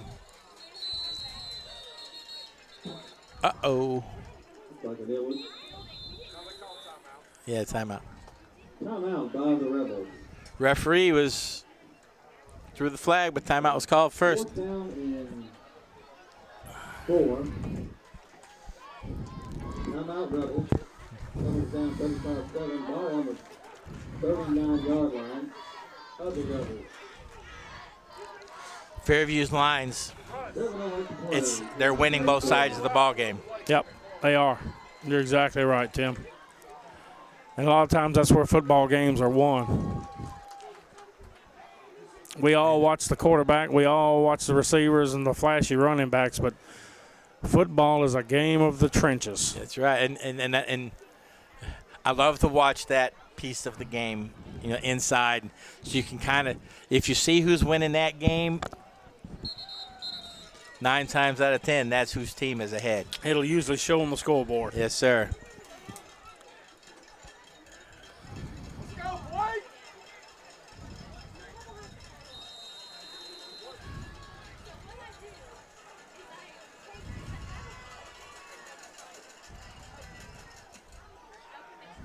Endo Wren kick. Wow, gets a very, very sad positive bounce. We'll see where the official marks it. He's still moving. Ball looks to be marked 35. on about the 30. Right about the 35 35-yard line. or in between. Oh, it'll be a 4 or 5. There you go. 35-yard line. Nice rebel roll. That jacket offensive line. To Carlos Miller Moore, Connor Lindsay, Jackson Clevenger, Jack Baker. They're just dominating out there. Brock Harris back to pass. And that's Blake Russell. Wow. No, I'm sorry. And That's Nardozzi. Logan Nardozzi. I'm sorry. There was 2 twos. I thought I saw one. 1-2, yeah. Double You know- deuce. Logan Nardozzi with a nice catch in between 2 defenders. It opens up your offense so much when you have a running back that can do both things. Oh, yeah. He can run and catch the football.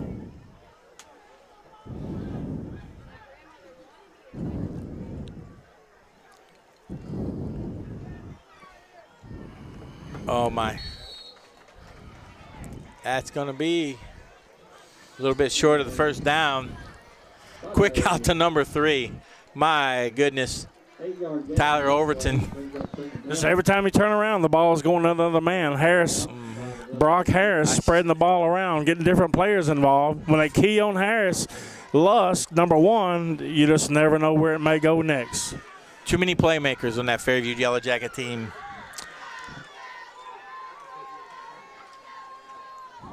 There's a quick Inside.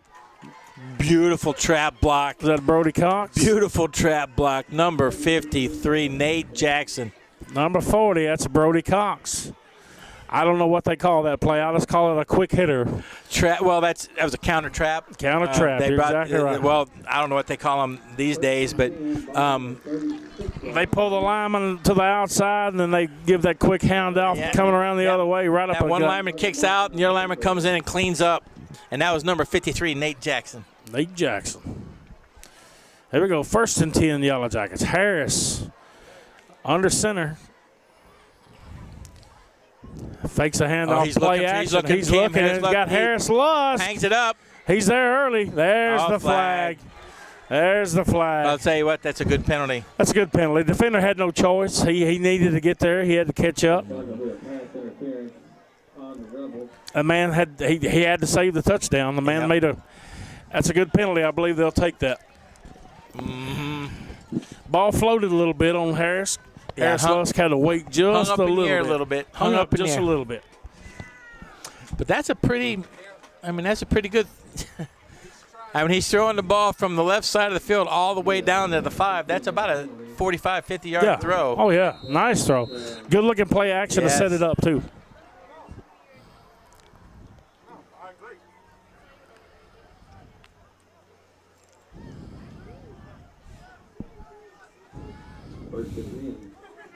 Nardozzi, big hole in the right side. And he cuts it back. Oh, nice. Oh, the ball looked fumble. like it came out.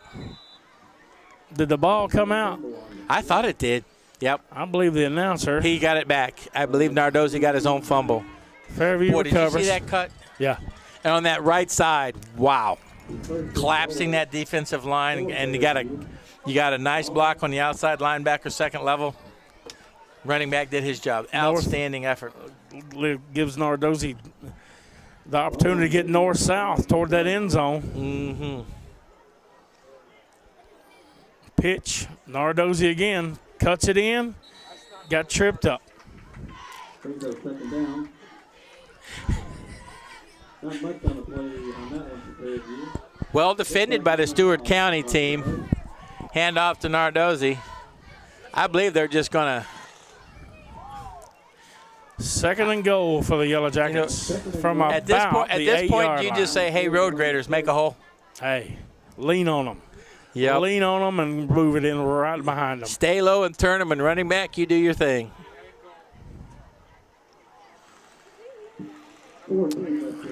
Interesting offensive alignment out there, 2 Bert. receivers right. Power set on the front. And right up a gut they go. Oh, boy.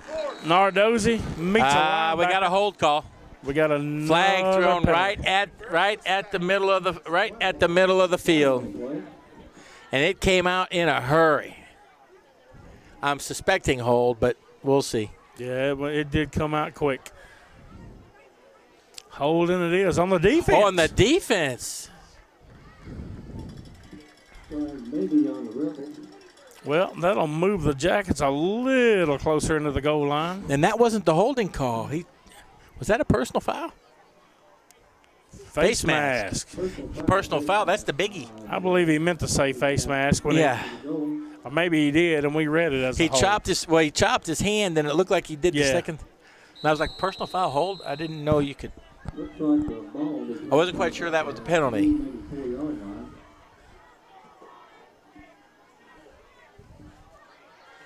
That's Harris Yeah. to Boom. Harris Lusk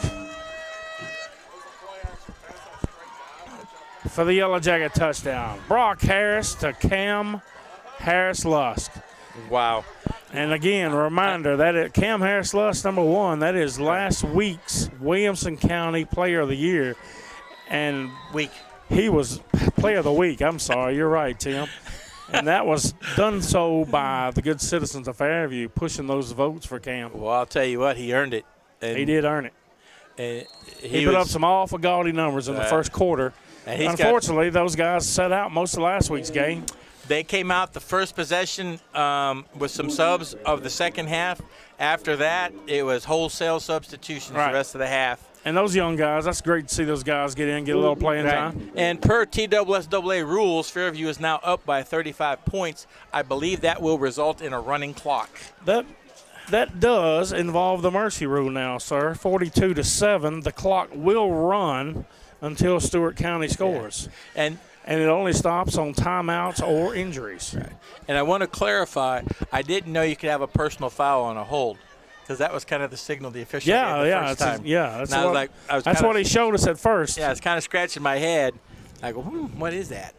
And then he clarified with the second call. Right. 42-7 Yellow Jackets with 3:44 left in the third quarter.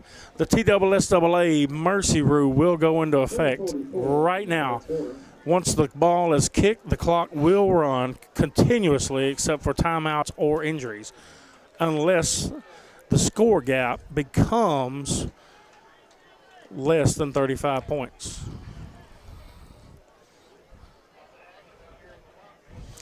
Tim, I believe we're finally getting a breeze coming in the box tonight. Yeah, I felt that. We've earned it, sir. Man, I'm telling you. Woo. For the 31st day of August, this has been pretty rough. Skylar Wilson set the kick for the Yellow Jackets. Oh, man. And that's a low liner. Picked up by the mid linesman. Number 25 for Stewart County, Willie Reynolds, Jr. We're going to start about the 35-yard line. First and 10.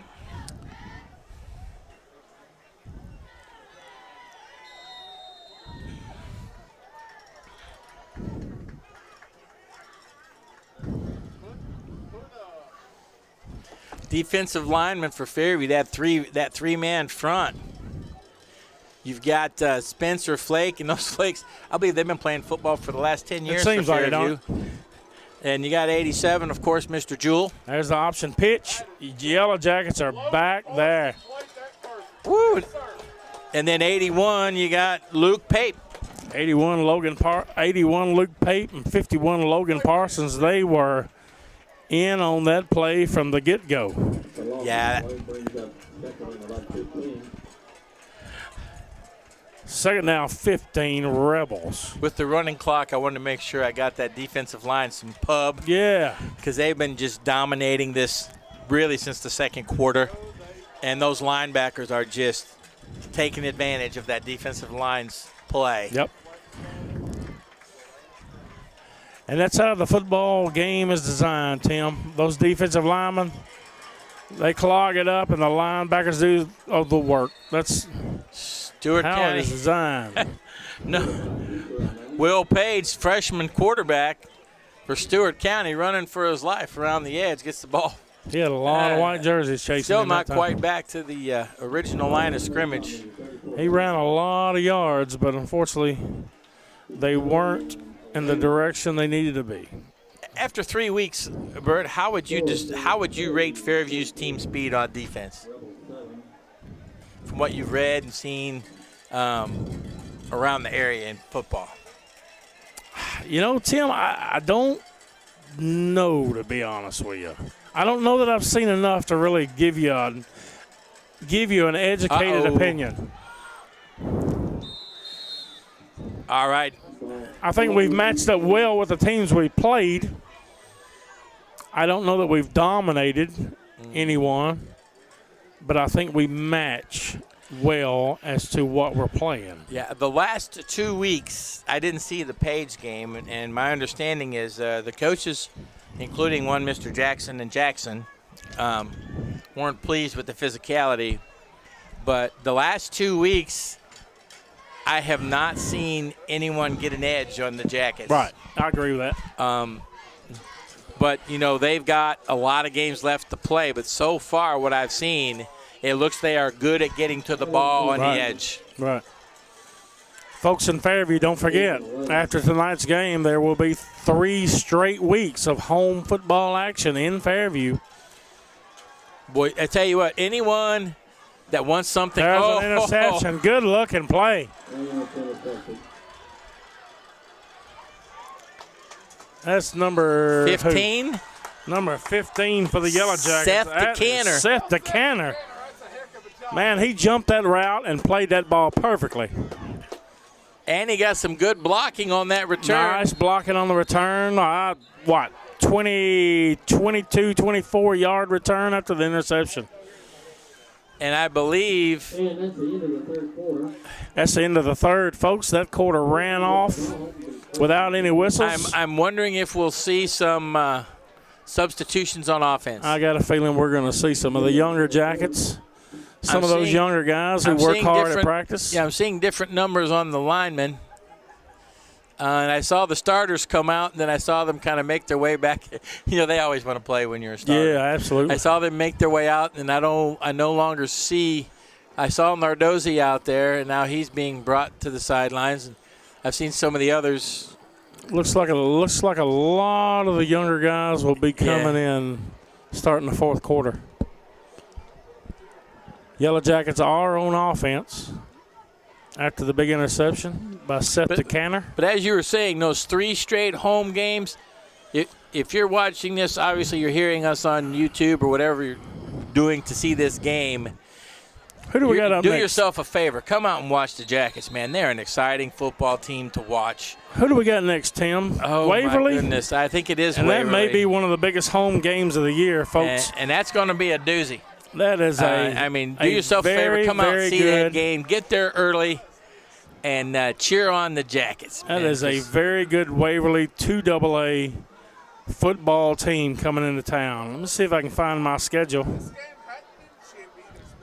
There's nothing dirty going on. It's not.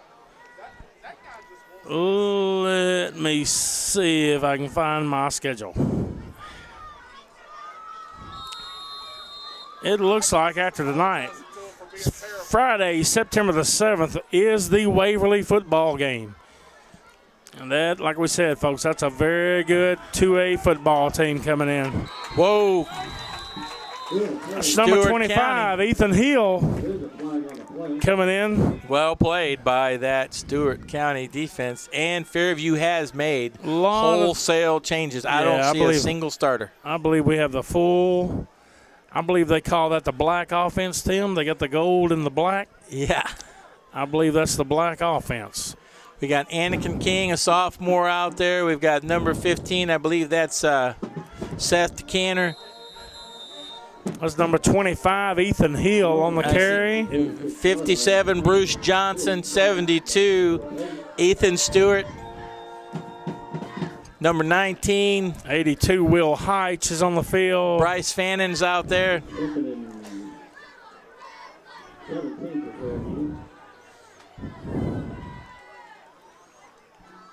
Quick out to 82. That's Will Heitch. Anakin King to Will Heitch for the quick out. Is that the grandson of Mr. Heitch, the former PE teacher? That is the grandson of Mr. Eddie Heitch. It is. Oh, boy, you know he's going to be proud of him. Is proud of him. And I believe Will has a younger brother that plays for the Falcons, seems to stand out for the Fairview Middle School Falcons. I see freshman Jacob Clevenger out there. That'd be number 20. Yes, sir. King pulls it down. Boy, he's a strong young man. I'll tell you what, Tim.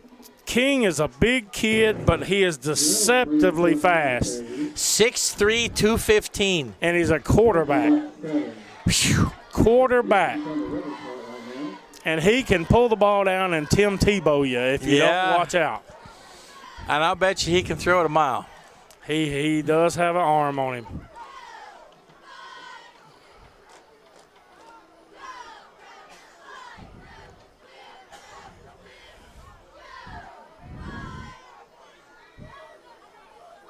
Oh, hard count, and he pulls them off. Offsides. You could hear King all the way up here in the booth. That was a strong, hard count, and he drew the whole line off. Yeah, and calling out more players, 54, Brian Kuhn, 65, Zach Derrick. Jackets out there. You know, they work very, very hard in the offseason. They work very, very hard during the week. Absolutely. And they're ready to play, and they're ready to take advantage of this opportunity. That's right. Get the young guys in any chance you can. Check that 28-yard line.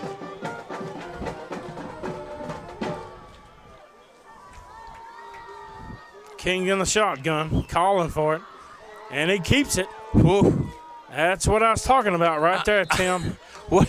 That's a big quarterback. Fourth and quarter. He brings a load to you. Fourth quarter, you have just been out there 3.5 quarters, and you are getting banged on by 280-pounders, and now you got a 215-pound quarterback coming with right an at you. 8-yard head of steam coming at you. Right. Some people would call that unfair. Others would call it football. It I'm of is the what latter. it is. That's right. I agree, sir. King from the shotgun. He's going to throw all the way across the field. Ball goes incomplete.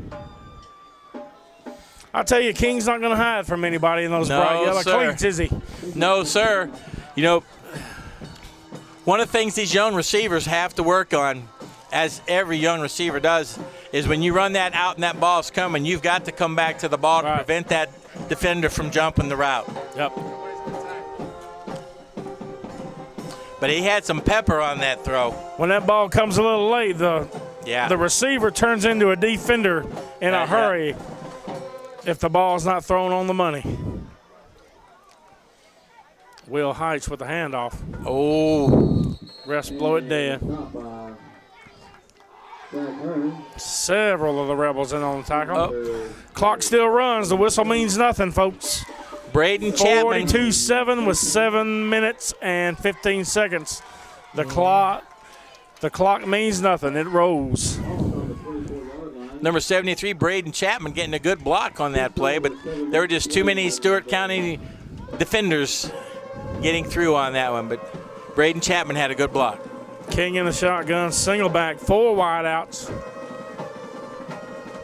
King drops back. Got his man. Was that number 15? Who is that? That's Seth DeCanter again. 5'8", 145 junior. King's pass had a little zip on it right across the middle. Found his target. Good looking pitch and catch. You know, it's interesting. Very rarely do I come to a game and see Coach Jackson smile as much as he's been smiling this second half.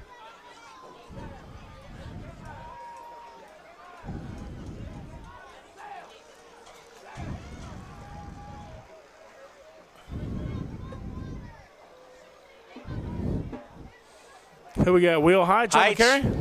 Gets the edge. Will Heitch in for the Fairview touchdown.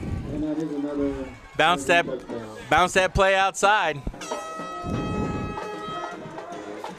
Coaches are now making their way back to the Fairview sidelines.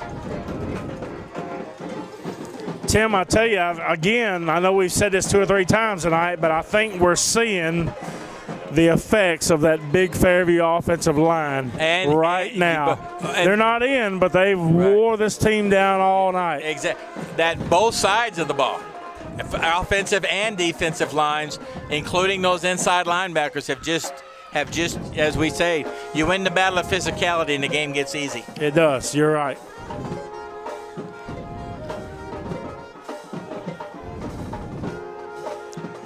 So I guess what we're saying is all you skill players, hug your line next week. Exactly. Your inside linebackers got a lot of clean shots and making tackles. Hug your defensive line. You're exactly Well, maybe right. not hug them, but give them a high five. Buy them an ice cream at lunch in school That's this right. week. Thank Right. your offensive lineman And they're defensive bigger, you lineman. might need to buy them 2. Yeah, get them 2 ice creams. That's right. Some of them, maybe 3. Yeah, well, I would Those say ain't all li- the offensive linemen probably need at least 2, probably Those 3. aren't little guys.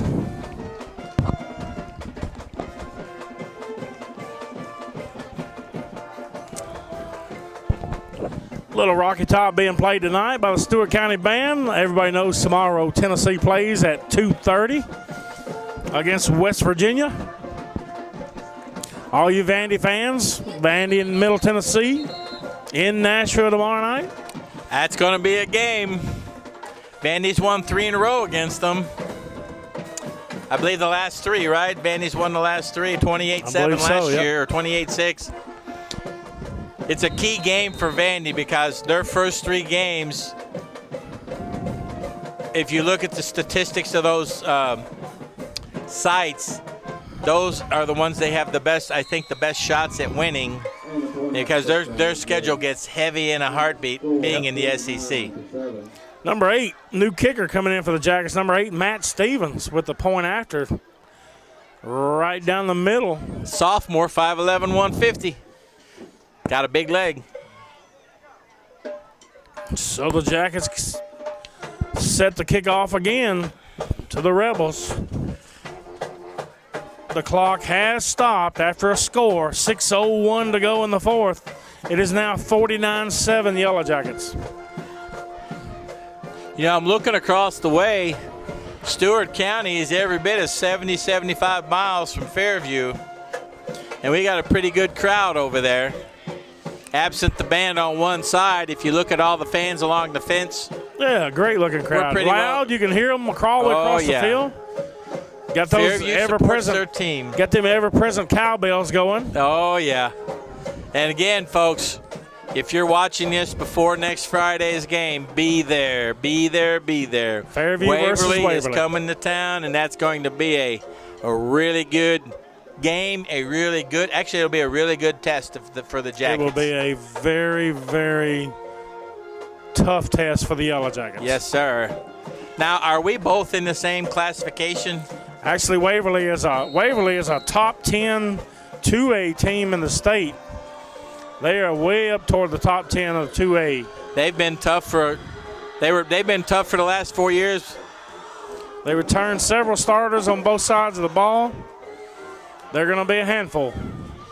Was it 4 years ago?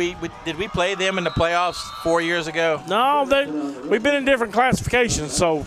Well, we played them in the regular season. Right.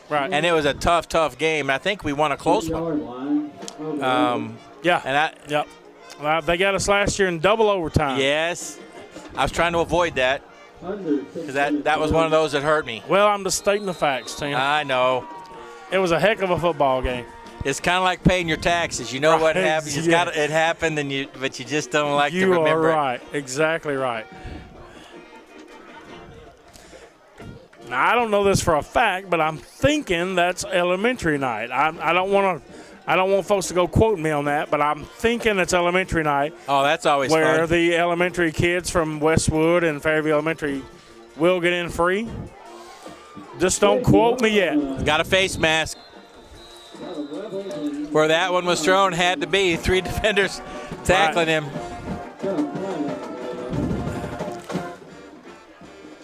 You folks, Let's see which one it is. you Yellow Jacket fans in Fairview, just always keep an eye on the Fairview Then and Now page. There'll always be updates and posts 5-yard variety. letting you know where the Jackets are playing for the week. Anything special going on? First down.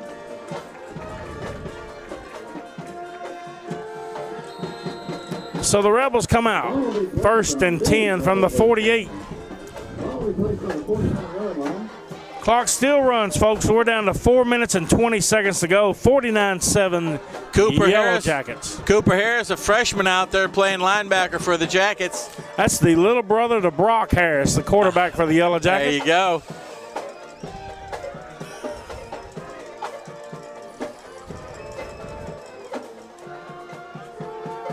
Lots of running room for the big running back. Big hole on the side. Lots of running room for the big running back. Yellow He doesn't Jackets. get out of bounds. Yellow Jackets get him stood up. Rebel, first down.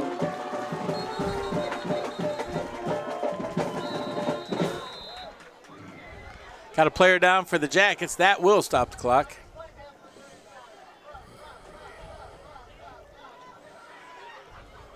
Got an injury on the plate. Good time to again thank Tennessee Orthopedic Alliance for being here today. Is that 92 or 32 limping off the field? We got a player down, folks. I didn't even see where you're looking. On the sidelines. He was limping over there. We got a man down over here. It's number 15. Let's set the counter. He's up on his Yeah. feet, folks. It's good to see. Looks like a little ankle.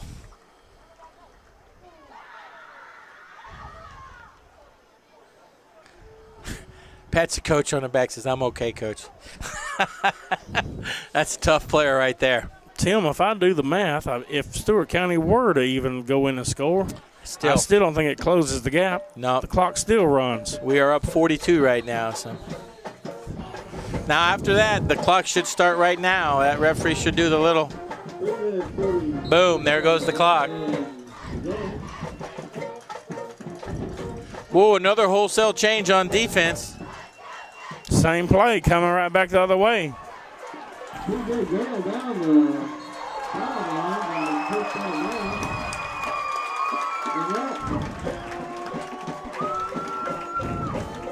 And another big run and a big Rebel first down. Deep in Fairview territory.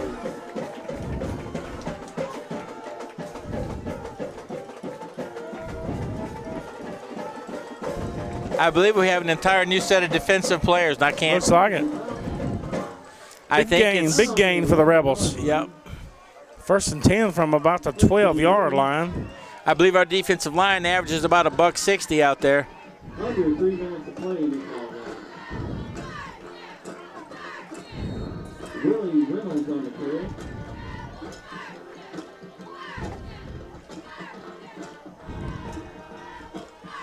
Oh. How are we doing on time there, Bert? Tim, we are down to 2 minutes and 30 seconds with that continuous running clock. I'd like to see the Jackets go with a big stop right here. This is deny any further scoring.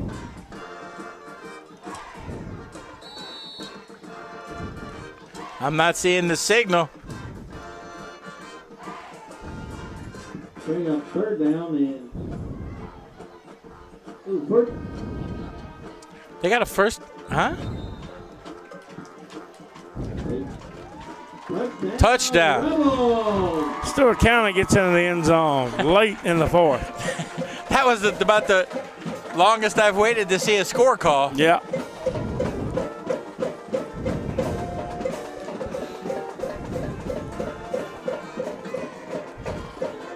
Rebels on for the point after. Clock stops on the score, folks.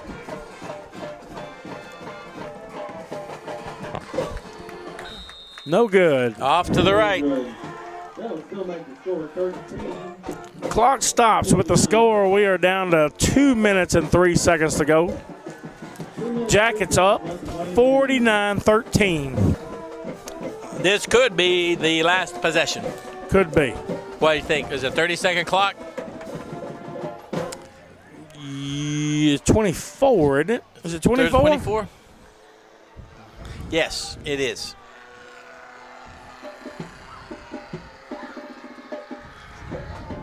Send out some thank you one more time to Double Auto Body, Mama Mia.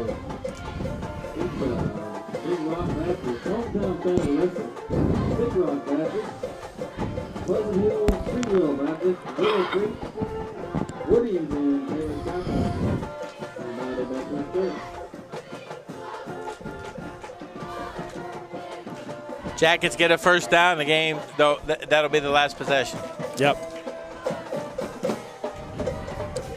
Minute 12 plus 48. That's 2 minutes. they get a first down. Well, they run the clock down and get a first down on third down. Yeah, here we go. Take the kick.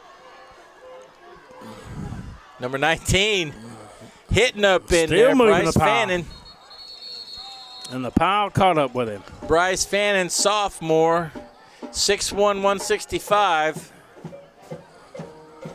I don't know. He looks All right, under 2 minutes to play. Fairview will have the ball 6'1", 165. on the 40-yard line. Fairview. Good kickoff return. As they say in the movie The Replacements, he was wiry. Just a couple of announcements. Good return by him. Home game. And then Folks, don't forget the Yellow Jackets will be back at home next week. Friday, September 7th, 7 o'clock against the Waverly Tigers. They brought in the freshman quarterback, Sean Nave. Sean Nave. next week we'll have a little bit. Got to watch Mr. Nave in the JV game the other night. Did a good Yes, I job. did. Down to 50 seconds left in this one, folks.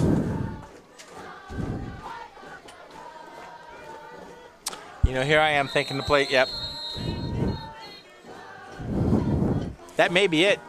We're down to the last 40 seconds, folks. I'd like to thank Chris Hughes for interviewing and asking me to come in here and sit with Tim French tonight. Had a lot of fun talking football. A little Enjoyed different it. than what I do on a Friday night from the press box over the PA system. It's a little different. It's nice just talk football for a change. The first thing I realized about doing this with the playback from when I did what you do is I once had an official say if I kept talking so much they were going to throw a flag on me. Because I was calling out the formation of the team, stuff, first down.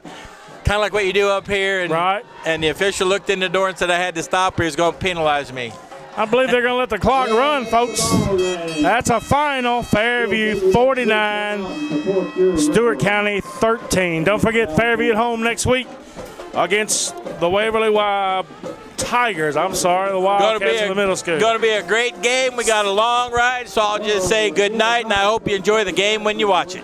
Fairview, come on out next week. Thank you, guys.